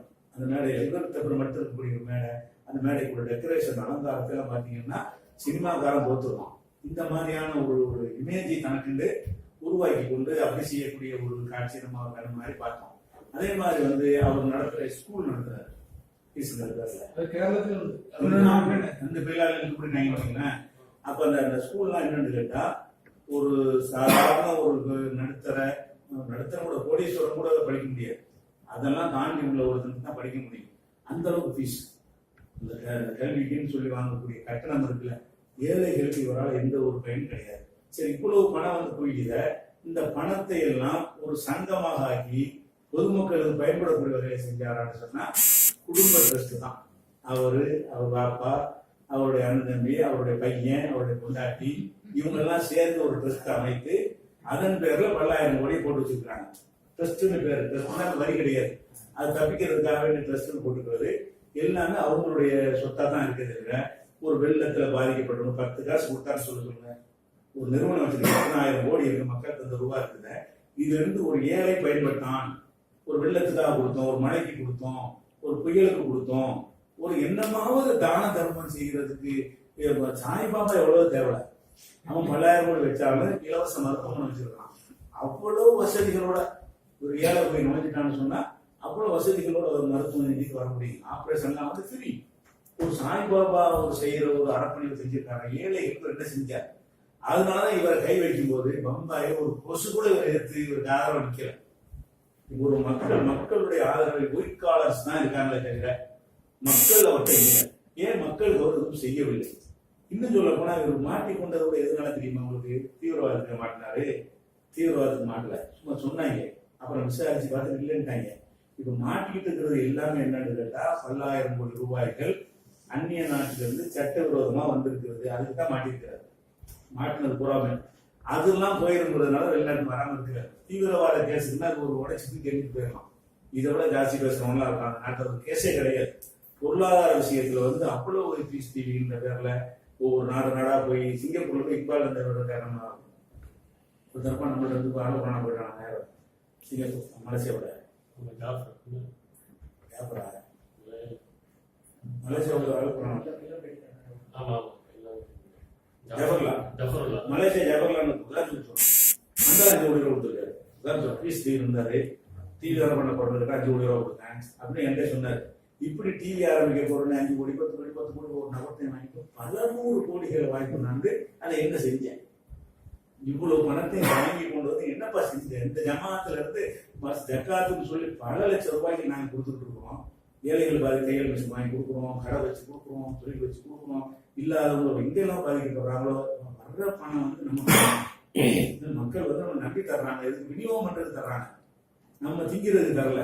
அப்ப அந்த மாதிரியான ஒரு அடிப்படையில ஜாகிர் நாய்க்கு வந்து இந்த பணத்துல மாட்டினதுனாலதான் இப்படி ஒரு தாய்க்கு முதல்ல இருக்கலாம், பயந்துட்டு இருக்கலாமா? என்னடான்னு வர வேண்டியதானே, என்ன செஞ்சிருவாண்டு இந்த விஷயத்துக்கு வரையல. தீவிரவாத கேட்டுனா வந்துடலாம். ஏன்னா இவரை தீவிரவாதத்துல சிக்க வைக்க எந்த பேச்சும் பேசுறது கிடையாது. அவருடைய பேச்சுக்கள்ல வந்து ஐஎஸ் ஆதரிச்சோ அந்த மாதிரி கண்டிச்சு தான் பேசிருக்காரு. அந்த கேஸ்ல அவங்க போட்டாங்கன்னு சொன்னா அவர் பயப்பட தேவையே இல்லை. அவர் பயப்படுற காரணம் என்னன்னு கேட்டா, பெரா சட்டத்துல மாட்டினா அவ்வளவுதான், பல வருஷம் ஜெயலலிதாவும் தப்பிக்க முடியல. அந்த மாதிரியான ஒரு கேஸாக அவர் தான் இருந்திருப்பார். இந்த நாட்டுக்கு வந்து அவர் பிடிச்சி போட்டுருவாங்க, ஜாமீன் கூட கிடைக்காது. அப்ப பல உடஞ்சு எடுத்துட்டாங்க, பல கோடி பல 100 கோடிக்கு அவங்க ஆவணங்கள் எடுத்துட்டாங்க. அப்ப இது ஒரு தாயுடைய அழகாயுது. ஒரு தன்னுடைய பேச்சை ஒரு வியாபாரமாக்கி தன்னை வளர்த்துக் கொள்வதற்கு ஒரு வியாபாரம். அவர் நல்லா பேசுறாருன்றது ஒண்ணு மட்டும் வச்சு நம்ம வந்து ஃபாலோ பண்றது ஏமா அது முடியாது. அப்படியான ஒரு அமைப்புக்கு நாங்க என்ன வச்சுருக்கோம் தெரியுமா? இப்போ இந்த இலவசமாக வந்து பத்திரிகையாளர் முக்கியமான ஆளுங்களுக்குலாம் இலவச வீடு தர்றாங்க. நாங்க ஒரு மனு கௌரியமாக தான் கொடுத்தா எங்களுக்கு ஆளுக்கு வீடு தந்துருவாங்க, வீட்டு மனை அது வாங்க கூட வச்சிருக்கோம். எங்களுக்கு அங்கீகரிக்கப்பட்ட பத்திரிகை. நான் ஒரு பத்திரிகையாளர் நியமனம் போட்டுன்னு வைங்களேன், எனக்கு ஒரு 25 லட்சம் ரூபாய் மதிப்புடைய அந்த வீட்டை வந்து 50,000 ரூபாய் தருவாங்க ஒதுக்கி அரசாங்கத்துல. அப்படி நிறைய பேர் வாங்கியிருக்காங்க. அதெல்லாம் கூட நம்ம ஒரு கொடுக்கையா வச்சுருக்கோம். ஒரு வயலில் வாங்கக்கூடாது. நிமிர்ந்து நிற்கிறதா இருந்தா இந்த காசு குணத்துக்கு பள்ளிச்சா முடிஞ்சு வச்சுக்க. விருது வாங்க மாட்டோம், பதவி வாங்க மாட்டோம், எந்த ஒரு இதுவும் வாங்க மாட்டோம். அப்படியான ஒரு விஷயங்களும் ஜாகிர் நாயக்கை பற்றி உள்ள விஷயம். அந்த யூசுப் காரலாரி அவங்கெல்லாம் வந்து அந்த இதுல சொல்றாங்க, ஐஎஸ் சிந்தனையில் உள்ளாங்க இஹ்வான்கள் அடிப்படையில்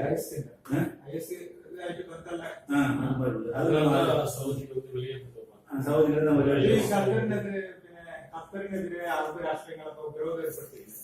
അത് ശരിയായ ഒരു രീതിയല്ല.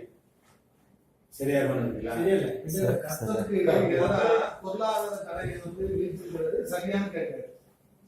சவுதி அரபு ராஷ்டிரங்களே உபரோதம் நன்மை என்னது கேட்டா, இதுல வந்து நீங்க செஞ்ச அவங்க மார்க்க கலப்பு சேர்க்கல, அது ஒரு அரசியல். இவனும் நல்லவன் கிடையாது. அப்ப சவுதி மேலையும் தடை விதிக்கிறது நான் கேட்கிறேன்.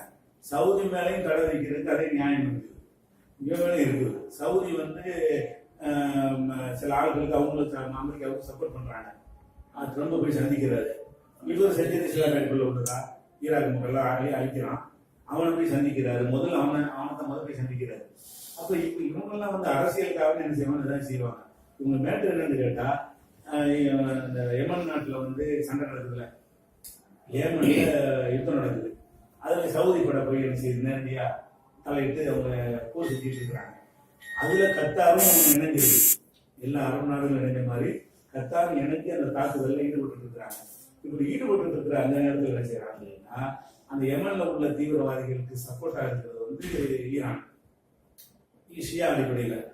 இந்த ஷியாவில் யமன்ல உள்ள கவர்மெண்ட் இருக்குல்ல, அவனுக்கு ஆதரவா இருக்கிறது வந்து ஈரானுடைய ஷியாக்கள். அவன் பண உதவி, ஆயுத உதவி அவன் கொடுக்குறான்.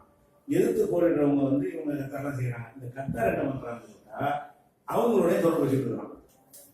இவங்களுக்கு சப்போர்ட் அல்ல இதுல கத்தர் தீவிரவாதத்தை சப்போர்ட் சப்போர்ட்ல இருக்கிறாங்க. പൊതുവെ എന്താ പറയുന്നത് വെച്ചാൽ അത് മുഴുവൻ രാഷ്ട്രീയമാണ്, ഒന്നും തീരല്ല.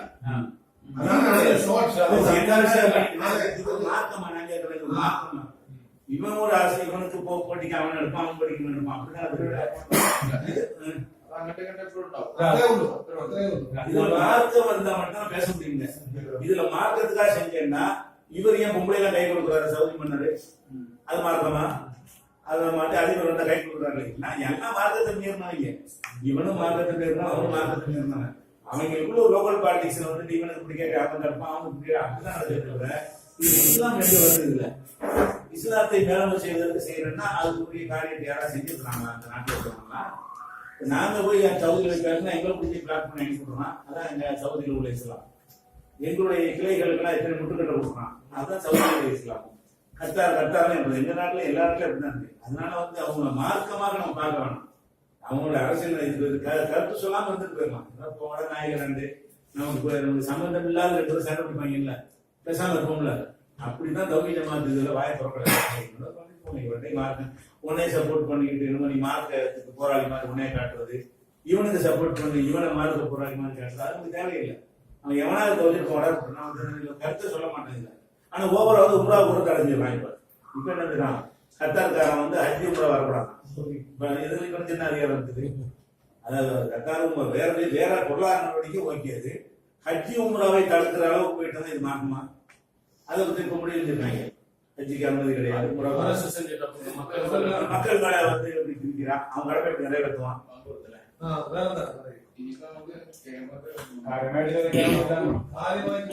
इजमा कियास है जो அது கேட்குறீங்க. அதாவது இப்ப இஜ்மாங்கிறதுக்கு அர்த்தம் வந்து ஏகோபித்த முடிவு. இஜ்மான்ற அனைவரும் சேர்ந்து எடுத்த முடிவுன்னு அர்த்தம்.